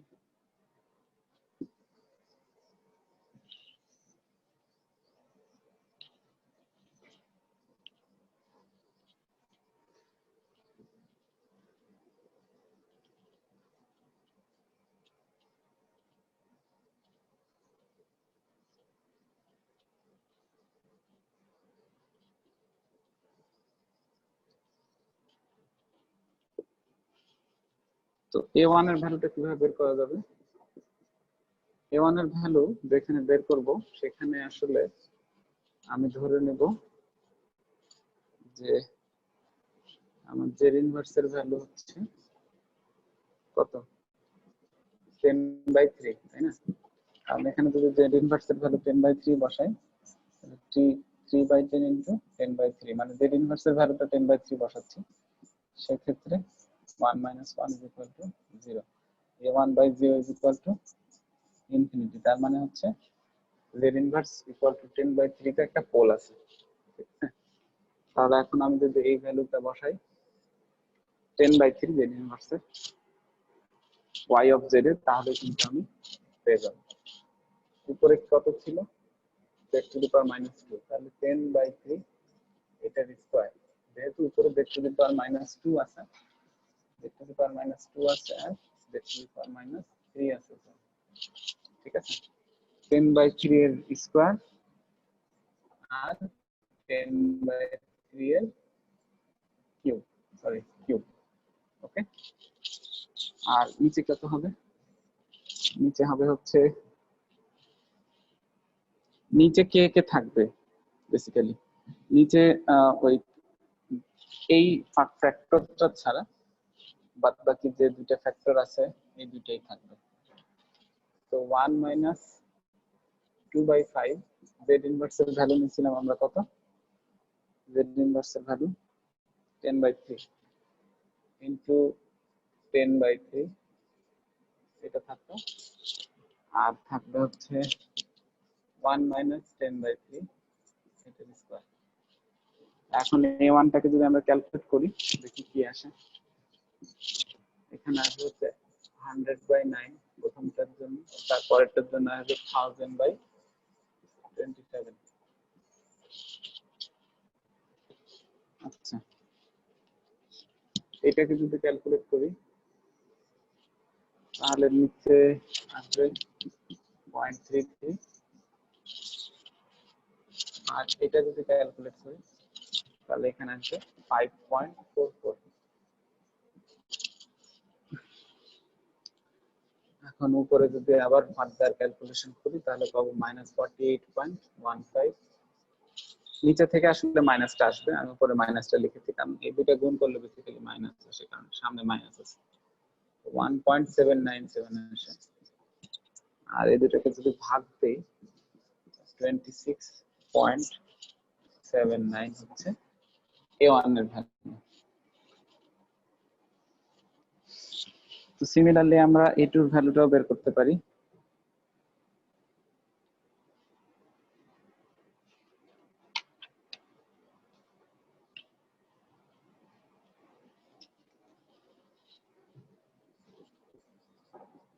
a2 এর ভ্যালুটা কত হবে একটু দেখে আসি।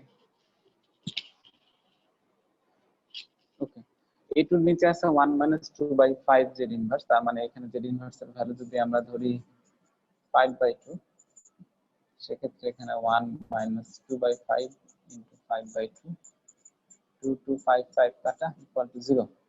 তার মানে 5/2 তে এখানে একটা পোল আছে।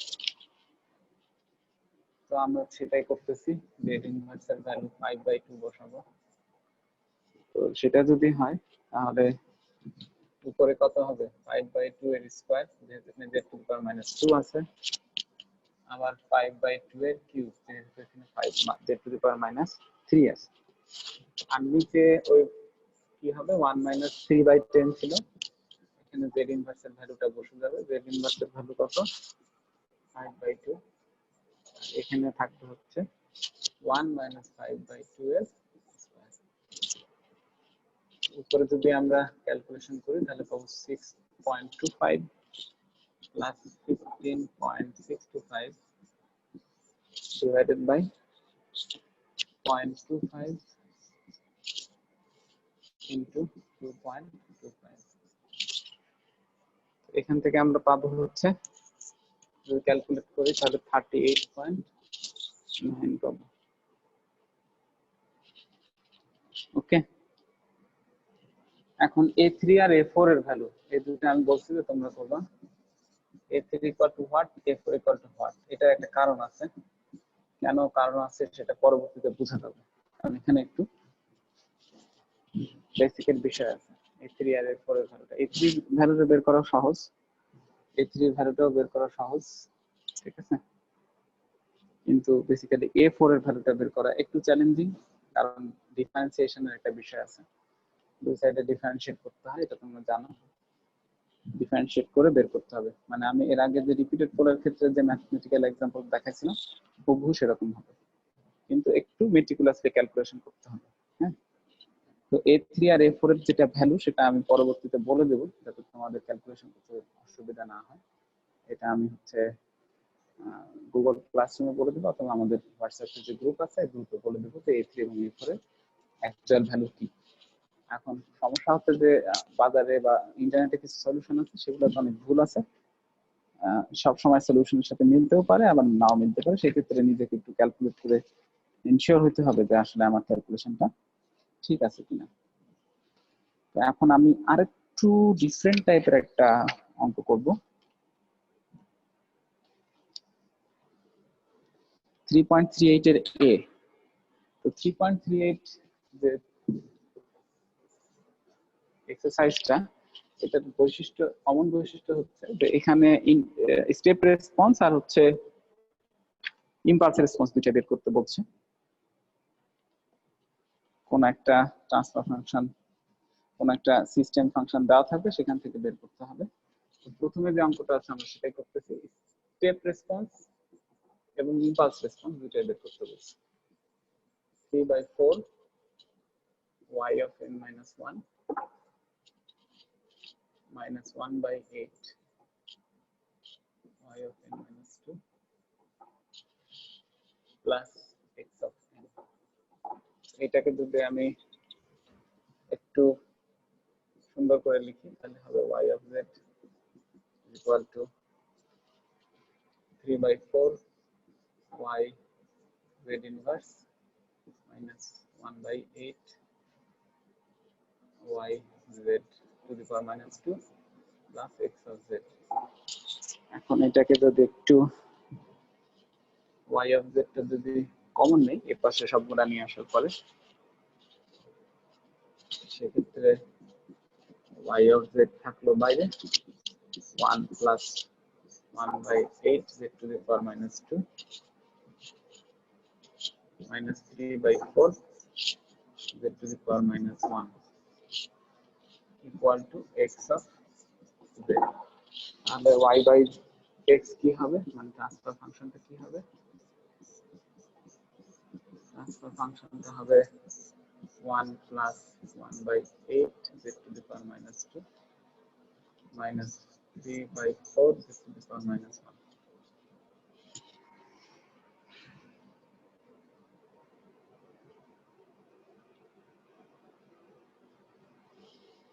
এখন এটাকে যদি আমরা একটু সিম্পলিফাই করি, সেক্ষেত্রে এখান থেকে আমরা দেখতে পারি 1/8 টাকে নিলাম নিচে, সেক্ষেত্রে 8 minus 6z ইনভার্স। একটা অঙ্ক করার অনেক পদ্ধতি আছে, আমি এক পদ্ধতিতে করতেছি তার মানে না যে অন্য পদ্ধতিতে করলে হবে না, ঠিক আছে। 6z inverse plus z to the power minus 2, আর 8 টাকে যদি উপরে নিয়ে যাই তাহলে এখানে আমরা বেসিক্যালি পাবো 8/z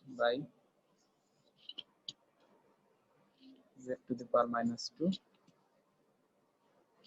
minus 6z to the power minus 1 plus 8। আমরা আসলে মিডল ফ্যাক্টর করার জন্য জিনিসটা কিরকম করলাম, মিডল ফ্যাক্টর করা সহজ হবে, যেটি স্কয়ার ফ্যাক্টরাইজ করতেছি পলিনোমিয়ালটাকে, ডিনোমিনেটর পলিনোমিয়ালটাকে, plus 8 equal to 0, সহজ। z to the power minus 2 কত, 4 দুগুণে 8, তাই না, minus 2z inverse plus 8 equal to 0। তাহলে এখন এখান থেকে আমরা কত পাবো, basically z to the power minus 1 minus 4 আর z to the power minus 1 minus 2 equal to 0। তাহলে আমরা এখানে পোল কোন কোন জায়গায় পাচ্ছি, জেড ইনভার্সের ভ্যালু পাচ্ছি হচ্ছে দুইটা, একটা হচ্ছে 4 আর একটা হচ্ছে 2। 4 আর 2 এটা কিন্তু পোল না, পোল হচ্ছে জেড, এটা হচ্ছে 1/4 আর 1/, যদি জেড ইনভার্সের রেসপেক্টে লিখি তাহলে 4 আর 2 এই দুটাই পোল, যদি জেড এর রেসপেক্টে লিখি তাহলে 1/4 1/2 এই দুটো হচ্ছে পোল। ওকে, তাহলে আমরা এটাকে ফ্যাক্টরাইজ করে ফেললাম। তো এখানে তাহলে এই এই এই জিনিসটার বদলে আমরা কি লিখতে পারি, 8 divided by z to the power minus 1 minus 4 z to the power minus 1। এখন এটাকে আমার মিডল ফ্যাক্টর করতে হবে।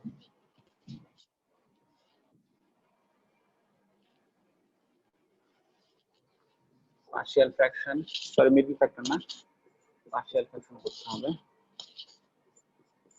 -4 z to the power minus 1 minus 2, মনে করে যেটা দুই ভাগে বিভক্ত, z to the power minus 1 minus 4 একটা হচ্ছে z to the power minus 1 minus 2, দুই অংশে বিভক্ত করলাম। ও এখানে একটা কথা বলছে যে determine the impulse response and the step response of the following causal systems, plot the pole zero pattern and determine which of the systems are stable। তো আমরা স্টেবিলিটি কিভাবে বুঝবো বলেছিলাম, একটা সিস্টেম স্টেবল কিভাবে বুঝবো, পোল দেখে। পোল কি 1/2 আর 1/4, এই দুটো ভ্যালু দেখে কি সিস্টেমটা স্টেবল না আনস্টেবল এটা বোঝা যাচ্ছে? কেউ কি বলতে পারবে? এম হক স্যার পোলের ভ্যালু দেখে কি করে বুঝবো যে সিস্টেমটা স্টেবল না আনস্টেবল? ইউনিট সার্কেল যদি না 1 এর ভিতরে যদি থাকে স্যার, Yes. কে ইউনিট সার্কেলের কথা কে বললো?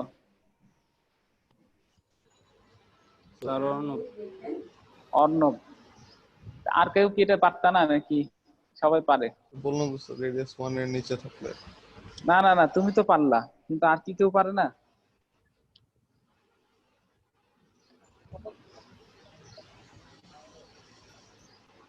তোমাদের কি কঠিন লাগতেছে নাকি তোমরা কি বুঝতেছো না কি হচ্ছে আমাকে একটু বলো তো।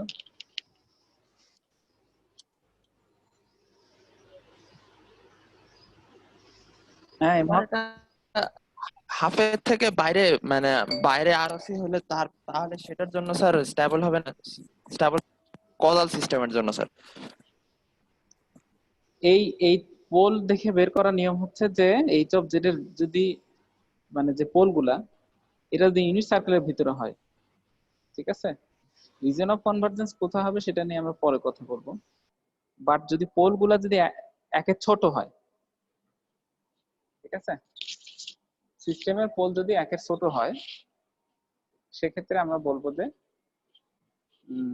সিস্টেমটা স্টেবল। এখন এখানে হচ্ছে সব থেকে যেটা বলে যে রিজন অফ কনভার্জেন্সের ভিতরে পোল থাকা যাবে না, তার মানে এখানে যদি হাফে একটা থাকে, হাফ কোথায় থাকে, মনে করে এখানে আছে হাফ, আর 1/4 হচ্ছে এখানে, ঠিক আছে। তো সেক্ষেত্রে রিজন অফ কনভার্জেন্স ইদার এই দুটার মধ্যে হবে অথবা এর বাইরে হবে, পোল থাকবে না, ঠিক আছে, পোলটাকে ইনক্লুড করবে না। যদি রিজন অফ কনভার্জেন্স কখনো পোলকে ইনক্লুড করে না, কিন্তু এখানে তো আমি রিজন অফ কনভার্জেন্স জানতে চাচ্ছি যে সিস্টেমটা স্টেবল কিনা।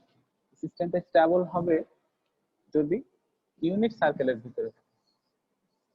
ইউনিট সার্কেল হচ্ছে এটা, আর ইউনিট সার্কেলের ভিতরে থাকলে কি হয়, ট্রান্সফার ফাংশনটা পোল যদি ইউনিট সার্কেলের ভিতরে থাকে তাহলে আমার রেসপন্সটা ডাই আউট করবে, এন এর ভ্যালুর সাথে সাথে ডাই আউট করবে। যদি এন এর ভ্যালুর সাথে সাথে ডাই আউট না করে তাহলে সমস্যাটা কি, ভিভো স্টেবলটা হবে না। ভিভো স্টেবল না হওয়া মানে কি, মানে হচ্ছে ওই যে বাউন্ডেড ইনপুট বাউন্ডেড আউটপুট এর ভ্যালুটা ইনফিনিটি থেকে ছোট হতে হয়, তাই না? তো সেটা আর হবে না। এই জন্য এন এর ভ্যালু যত বাড়বে তত যাতে আমার রেসপন্সের অ্যামপ্লিটিউড কম, সময়ের সাথে সাথে। এই জন্য এটা বলছে যে ইউনিট এর ভিতরে হতে হবে। ইউনিটে যদি উপরে হয় সেক্ষেত্রে সাইনুসয়েডাল এভারলাস্টিং, এটা কিন্তু স্টেবল না, ঠিক আছে, অসিলেট করবে। অসিলেটর পড়ছিলাম না আমরা? অসিলেটর কি পড়ছি? অসিলেটর পড়া হচ্ছে? পড়া হচ্ছে তো। জি স্যার, পড়াইছে স্যার। আচ্ছা, অসিলেটর কিন্তু একটা আনস্টেবল সার্কিট, কারণ এটার আউটপুট কি? সাইনুসয়েডাল। তো এই যদি 1 এর উপরে থাকে, রেডিয়াস 1 এর উপর, তার মানে কি? সেটা তো সাইনুসয়েড। সাইনুসয়েড রেসপন্সটা সাইনুসয়েড, তার মানে এটা কিন্তু স্টেবল না, অসিলেটিং সার্কিট, ঠিক আছে। তো যেহেতু আমার এখানে দেখতেছি যে সিস্টেম ট্রান্সফার ফাংশনের পোলগুলো একের মধ্যেই আছে, তার মানে এটা কিন্তু অসিলেটিং না, ডিকেইং, তার মানে হচ্ছে স্টেবল। তো এখন যদি আমি একটু বের করতে চাই এখান থেকে, উভয় পক্ষকে এই দুইটা জিনিস দিয়ে গুণ দিয়ে দিলে এই পাশে 8 থাকে, এখানে থাকে a z to the power minus 1 minus 2 plus b z to the power minus 1 sorry minus 4। তো এখন যদি আমি ক্যালকুলেট করি, ক্যালকুলেট করা খুব সহজ, এখান থেকে আমি জানি, তাহলে এর ভ্যালু 4 আসবে আর বি এর ভ্যালু -4 আসবে। তাহলে আমি এখান থেকে লিখতে পারি, আমি পেলাম 4 by z to the power minus 1 minus 4 minus 4 by z to the power minus 1 minus 2। এখন আমি যদি এটাকে আরেকটু পালিশ করি, এটাকে লিখতে পারি 2 by 1 minus half z to the power minus 1, যেভাবে আমরা দেখে অভ্যস্ত, কিছুই করি নাই, শুধু 4টা কমন নিয়েছি।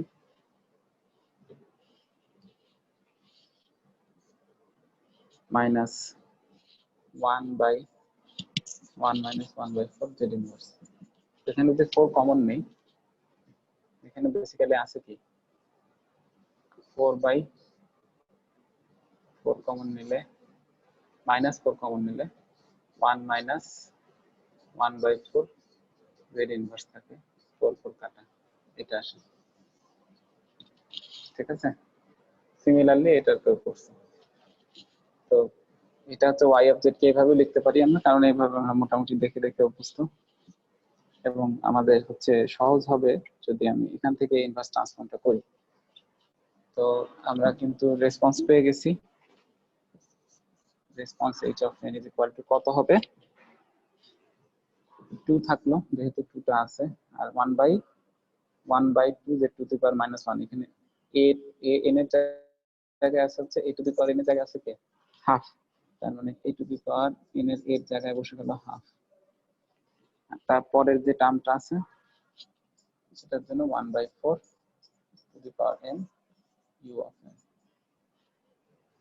যেহেতু কত সিগন্যাল u অফ n টাও থাকলো, সেহেতু এটা হচ্ছে আমার ট্রান্সফার ফাংশন।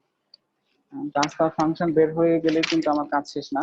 এখন আমার বের করতে হবে হচ্ছে স্টেপ ইনপুট আর steady state, sorry step response আর ইমপালস রেসপন্স, তাই না? এখন পর্যন্ত কারো সমস্যা তো থাকার কথা না, কারণ এই পর্যন্ত কিন্তু আমরা করছি বিভিন্ন অঙ্কে, আমরা কিন্তু এভাবে ট্রান্সফার ফাংশন বের করছি টাইম ডোমেইনে, ঠিক আছে। তো এখন স্টেপ ইনপুটটা কিরকম হবে?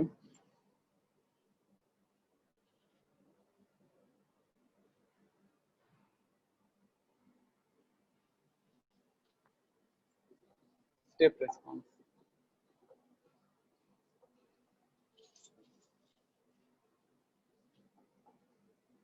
স্টেপ ইনপুটের জন্য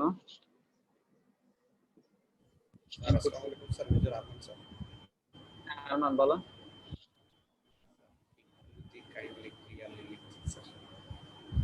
আরমান বলো, কার সাথে কথা বলছো? স্যার একটু ক্লিয়ারলি যদি একটু লিখতেন স্যার।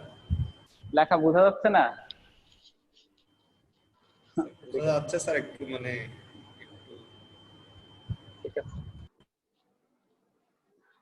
এখানে লেখা খুব কঠিন, step input.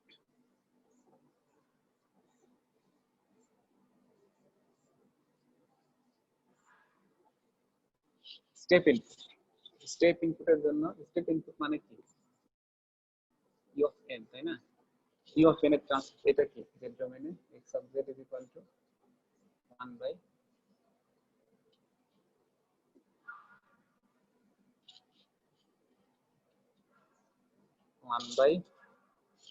One minus z to the power minus 1।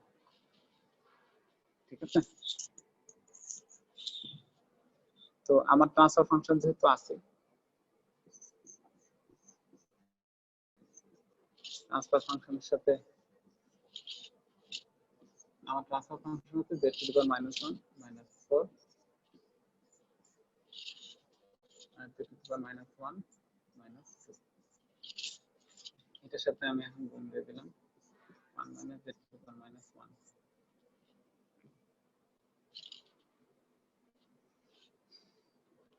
ঠিক আছে, তাহলে এখন এটাকে যদি আমি পার্শিয়াল ফ্র্যাকশন করি,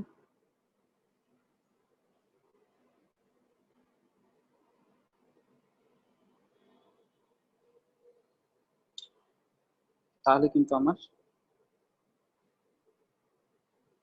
চলে আসবে,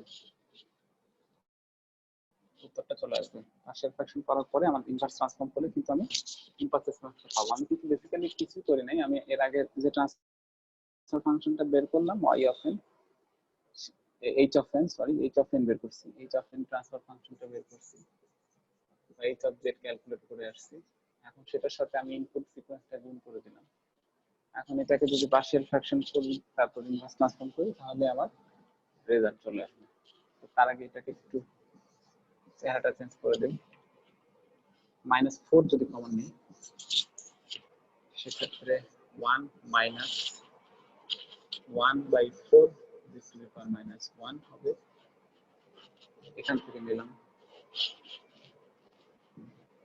-2 যদি কমন নিই সেক্ষেত্রে 1 minus 1/2 this two the power minus 1 হবে এখান থেকে। আর এটা যেমন ছিল ওকে, তাহলে আমরা দেখতে পাচ্ছি যে এই দুইটা জিনিস বেসিক্যালি ভ্যানিশ হয়ে যাচ্ছে। 1 মাইনাস 1/4 যে যেভাবে অঙ্ক করে কমফোর্ট ফিল করবে সে সেভাবে করবে, তবে উত্তরটা মিলতে হবে।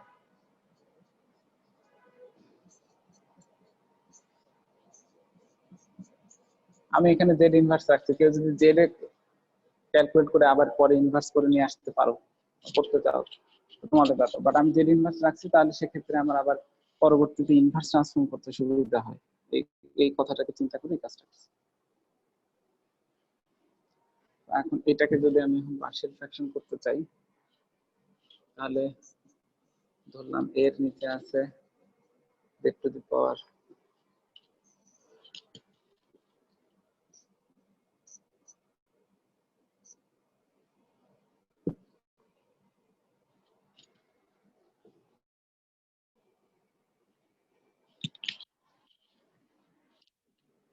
হয়ে গেল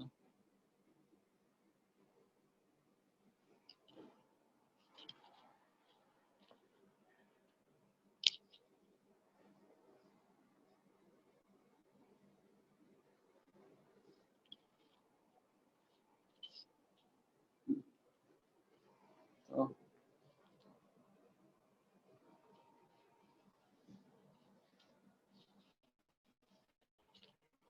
তাহলে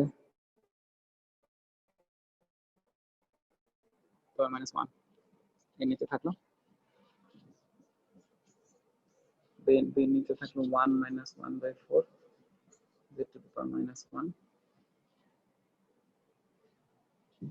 এর নিচে থাকলো 1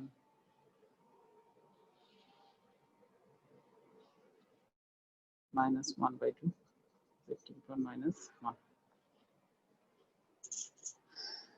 আর এখানে এই পাশে তো এটা আছে, উভয় পক্ষকে যদি আমি এই তিনটা টার্ম দিয়ে গুণ করে দেই তাহলে কি আসবে?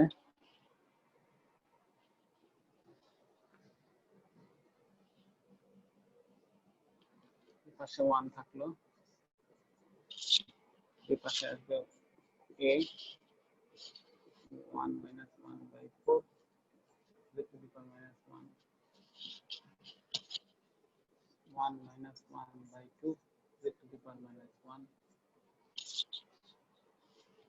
plus b, 1 minus z to the power minus 1, 1 minus 1 by 2, z to the power minus 1, plus c, 1 minus z to the power minus 1, 1 minus 1 by 4,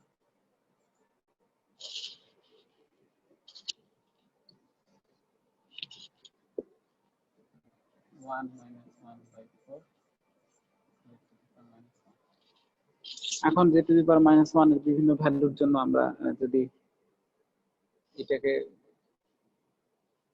simplify করি তাহলে a, b এবং c এর ভ্যালু পাবো। a, b আর c এর ভ্যালুটা একটু calculate করে আমাকে এখন জানাও। তোমাদের সময় হচ্ছে 7 মিনিট। ঠিক আছে, এখান থেকে a, b আর c এর ভ্যালুটা বের করা যাবে না?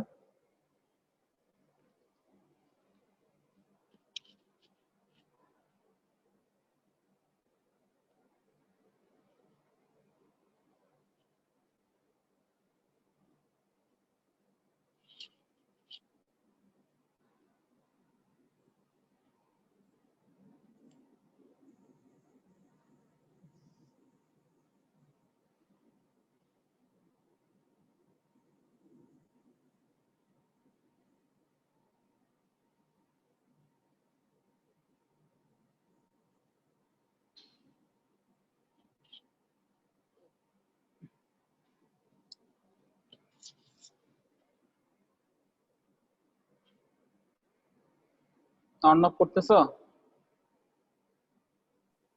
জি স্যার। করে জানো।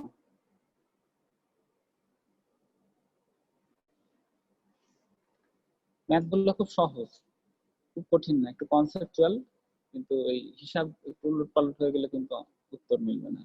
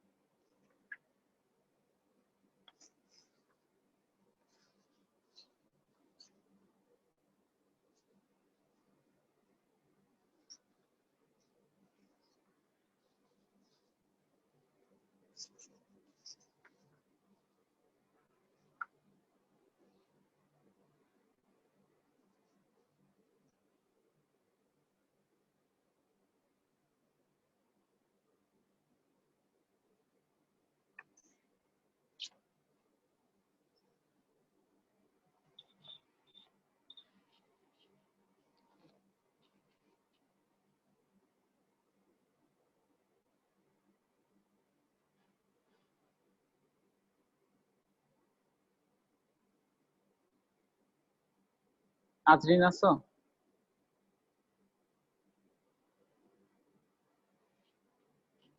আজরিন, আসসালামু আলাইকুম স্যার। তুমি আজরিন? করছি স্যার, এবিসি স্যার। ও এবিসি কোর্স, আচ্ছা পরে একটু বলো পরে। আজরিন আছো কিনা একটু শুনতে পাচ্ছি। স্যার আছি স্যার। আচ্ছা আজরিন, তুমি বলো তো, আমরা একটা স্টেপ রেসপন্স বের করলাম, ইমপালস রেসপন্সটা কিভাবে বের করবে বলো তো?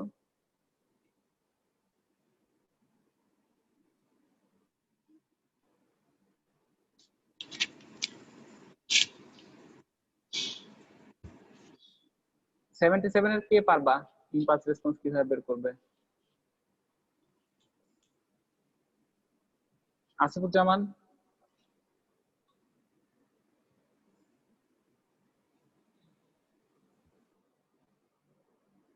আসিফুজ্জামান, আবিদ আসিফ মনে হয় ইয়েতে গেছে পার্ট 1 পি। ও আমার ক্লাসে 10 জনের মধ্যে 9 জন গেছে, খালি একজন প্রেজেন্ট আছে আসরিন, এছাড়া আর কেউ নাই। ও আচ্ছা স্যার, সরি স্যার। আচ্ছা 77 এর কে পারবা বলো, 77 এর উপস্থিত কে আছে? কনা আছো?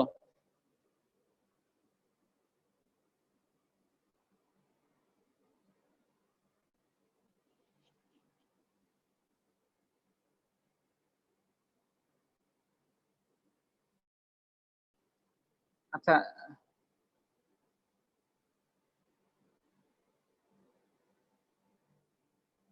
মুয়াজ,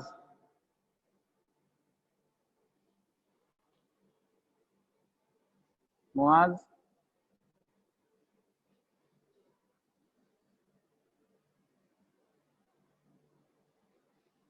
মুয়াজ কি ঘুমায় গেছো? না স্যার, আছে স্যার। বলো ইম্পালস রেসপন্সটা কিভাবে বের করবো এই অঙ্কে? স্যার এর ভ্যালু স্যার 1/3 স্যার, বি আর সি হচ্ছে 8/3 স্যার। না আমি তো এটা বলতেছি না, আমি বলতেছি যে ইম্পালস রেসপন্স বের করবো কিভাবে।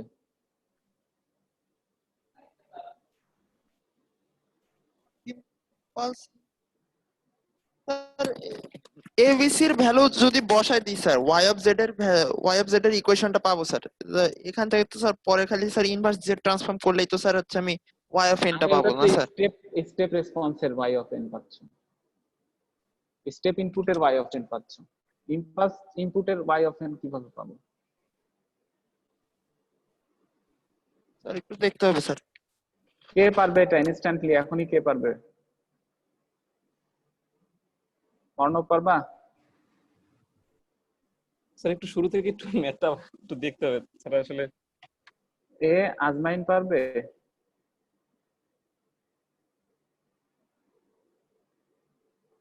আরমান পারবা? আরমান, মেজর আরমান,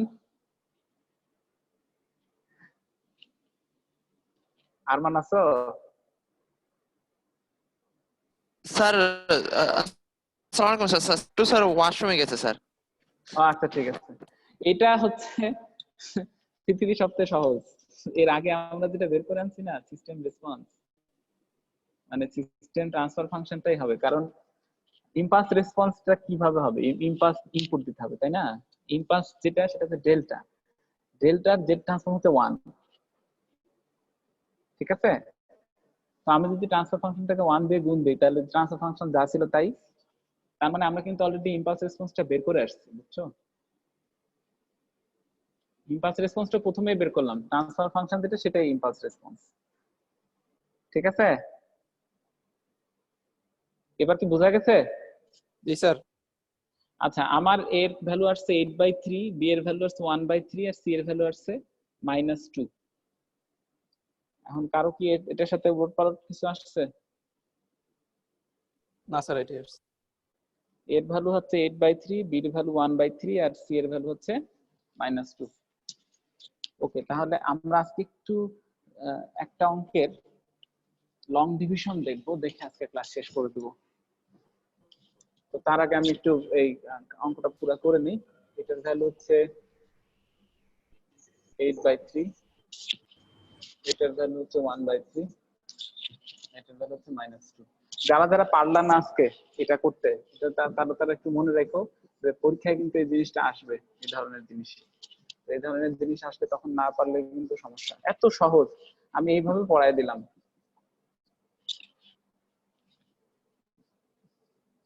এরপরে যদি না পারো তাহলে এটা হচ্ছে খুবই মানে প্যাথেটিক, পরীক্ষা যদি অ্যান্সার না করতে পারো।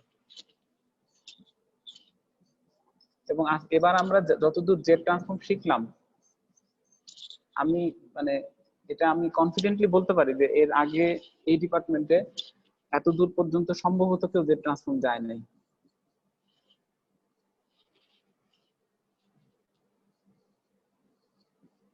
এইট বাই থ্রি প্রথমটা থেকে আসলো 8/3, কারণ কি 1 টু দি পাওয়ার n ছিল এখানে, 1 টু দি পাওয়ার n মানে কিন্তু 1, ঠিক আছে? এখানে কিন্তু 1 টু দি পাওয়ার n থাকার কথা এটার জন্য। তারপরে কি আসবে, তারপরে হচ্ছে 2 ইনটু, যেহেতু হাফ আছে হাফটা এখানে বসে যাবে, two the power n plus 1/3 1/4 two the power n u of n। এটা হচ্ছে স্টেপ রেসপন্স। ওকে, এখন আমরা লাস্ট 8 মিনিটে একটা অঙ্কের একটা পার্ট দেখব, পুরাটা দেখব না।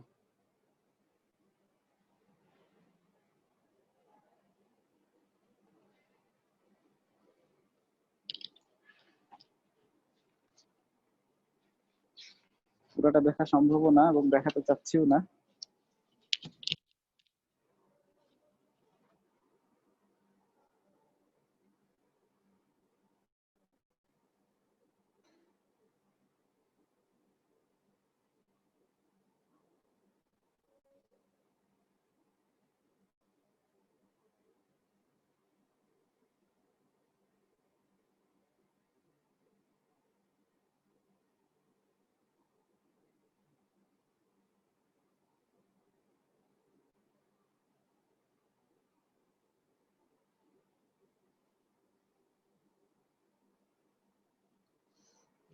এটা হচ্ছে 3.36।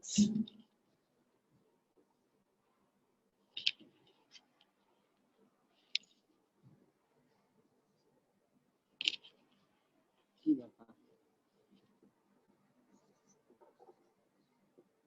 এক্সারসাইজ 3.36, এটাতে একটা ট্রান্সফার ফাংশন দেওয়া আছে, রিজন অফ কনভারজেন্স দেওয়া আছে, বলছে যে sketch the pole zero pattern is the system stable. আবার এটাই কোশ্চেন যে সিস্টেমটা স্টেবল কিনা। কিভাবে বুঝবো? সিস্টেমটা যদি স্টেবল হয় তাহলে ট্রান্সফার ফাংশনের পোলগুলো একের ছোট হবে, ঠিক আছে? আর বলতেছে determine the impulse response of the system. Impulse response মানে আমার যদি ট্রান্সফার ফাংশনটাকে, এই ট্রান্সফার ফাংশনটাকে যদি আমি মানে ইনভার্স নিয়ে টাইম ডোমেন নিয়ে লিখতে পারি তাহলে কিন্তু আমার কাজ শেষ, ঠিক আছে?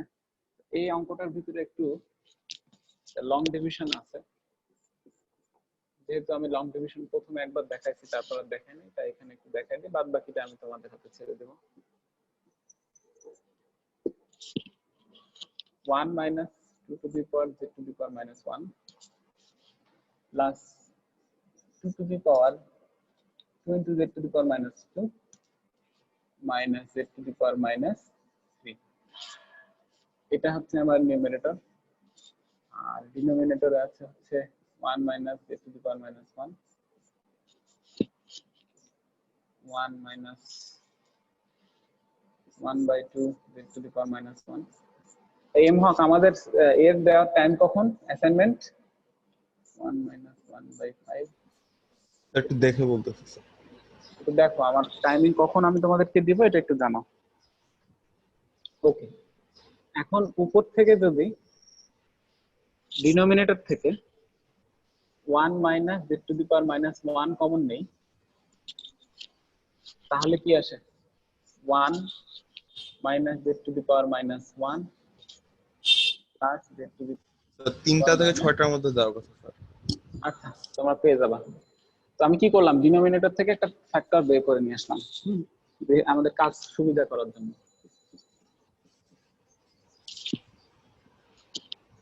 1 minus 1/2 z to the power minus 1 তারপরে 1 minus 1/5 z to the power minus 1। এই দুটা কাটা যায়, তাহলে আমার উপরে কি থাকলো? উপরে থাকলো 1 minus z to the power minus 1 plus z to the power minus 2, আর নিচে থাকলো গুণ দিলাম, এই দুটাকে গুণ দিয়ে তাহলে 4টা টার্ম পাবো। লং ডিভিশন করবো এর জন্য 4টা টার্ম করতেছি। 1 minus 1/5 z to the power minus 1 minus 1/2 z to the power minus 1 plus 1/10 z to the power minus 2। ওকে, এটা করার কারণটা হচ্ছে যে উপরে আমার হাইয়েস্ট যে টার্মটা সেটা হচ্ছে -2 আর নিচে যে টার্মটা সেটাও -2, তার মানে কি n = m হয়ে যাচ্ছে এখানে, মানে নিচের পাওয়ার আর উপরে পাওয়ার সমান, আমাদের নিচের পাওয়ারটা বড় হওয়ার কথা, মানে m > n হওয়ার কথা। তাছাড়া এটা হচ্ছে আমরা বলতেছি যে ইমপারফেক্ট ফ্র্যাকশন। ওকে, তাহলে আমি এখন যদি এটাকে একটু চেহারাটা সুন্দর করি, তাহলে নিচে আসে আমার 1 - 7/10 z⁻1 প্লাস 1/10 z⁻²। ওকে, সবাই এটা একটু কেয়ারফুলি দেখো, আমি কি কাজ করতেছি এটা একটু কেয়ারফুলি দেখো, এই ম্যাথটা অনেক ইম্পর্টেন্ট। ওকে, তো এখন আমার নিউমারেটরে কি ছিল 1 - z⁻1 প্লাস z⁻², আর ডিনোমিনেটরে ছিল 1 - 7/10 z⁻1 প্লাস 1/10 z⁻²। এখন আমি এটাকে লং ডিভিশন করব, মানে উপরের পাওয়ারটা পাওয়ানোর চেষ্টা করব। 1 - 7/10 z⁻1 প্লাস 1/10 প্লাস 1/10 z⁻², এখানে আছে 1 - z⁻1 প্লাস z⁻²। এখন যদি 1 নেই, 1 দিয়ে যদি এটাকে গুণ করে দেই, দিয়ে যদি এখানে লিখি, তাহলে 1 - 7/10 z⁻1 প্লাস 1/10 z⁻² থাকে। এখন এটাকে যদি বিয়োগ করে দেই, তাহলে এক এক কাটা যায়, 7/10 z⁻1 থেকে 1 বাদ দিলে এখানে পাবো আমরা -3/10 z⁻1, আর এখানে পাবো হচ্ছে 9/10 z⁻²। তাহলে এখন এই পুরো অংশটাকে আমরা এইভাবে লিখতে পারি, 1 প্লাস 1টা এখান থেকে সেখানে বসলো, 1 প্লাস ডিনোমিনেটরে যেটা ছিল সেটাই এখানে বসবে। ডিনোমিনেটরে ছিল হচ্ছে 1 - 7/10 z⁻1 প্লাস 1/10 z⁻², আর এই অংশটা এখানে বসে যাবে -3/10 z⁻1 প্লাস 9/10 z⁻²।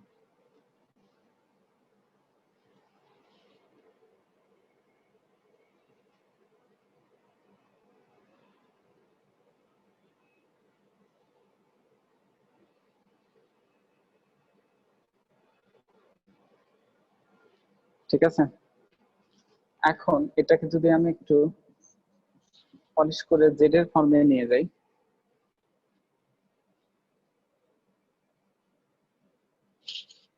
সেক্ষেত্রে কি হবে?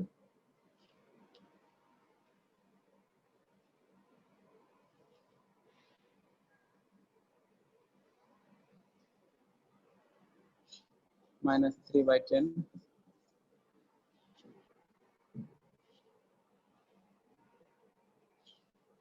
z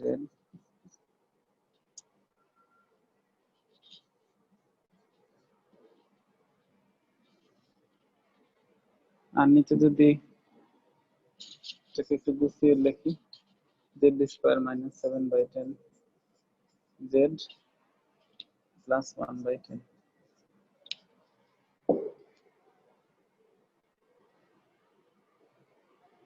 তো আমরা যেটা চাচ্ছিলাম সেটা কিন্তু আমার হয়ে গেছে।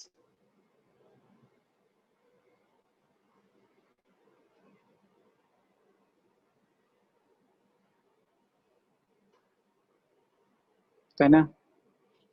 কারো কোনো আপত্তি আছে?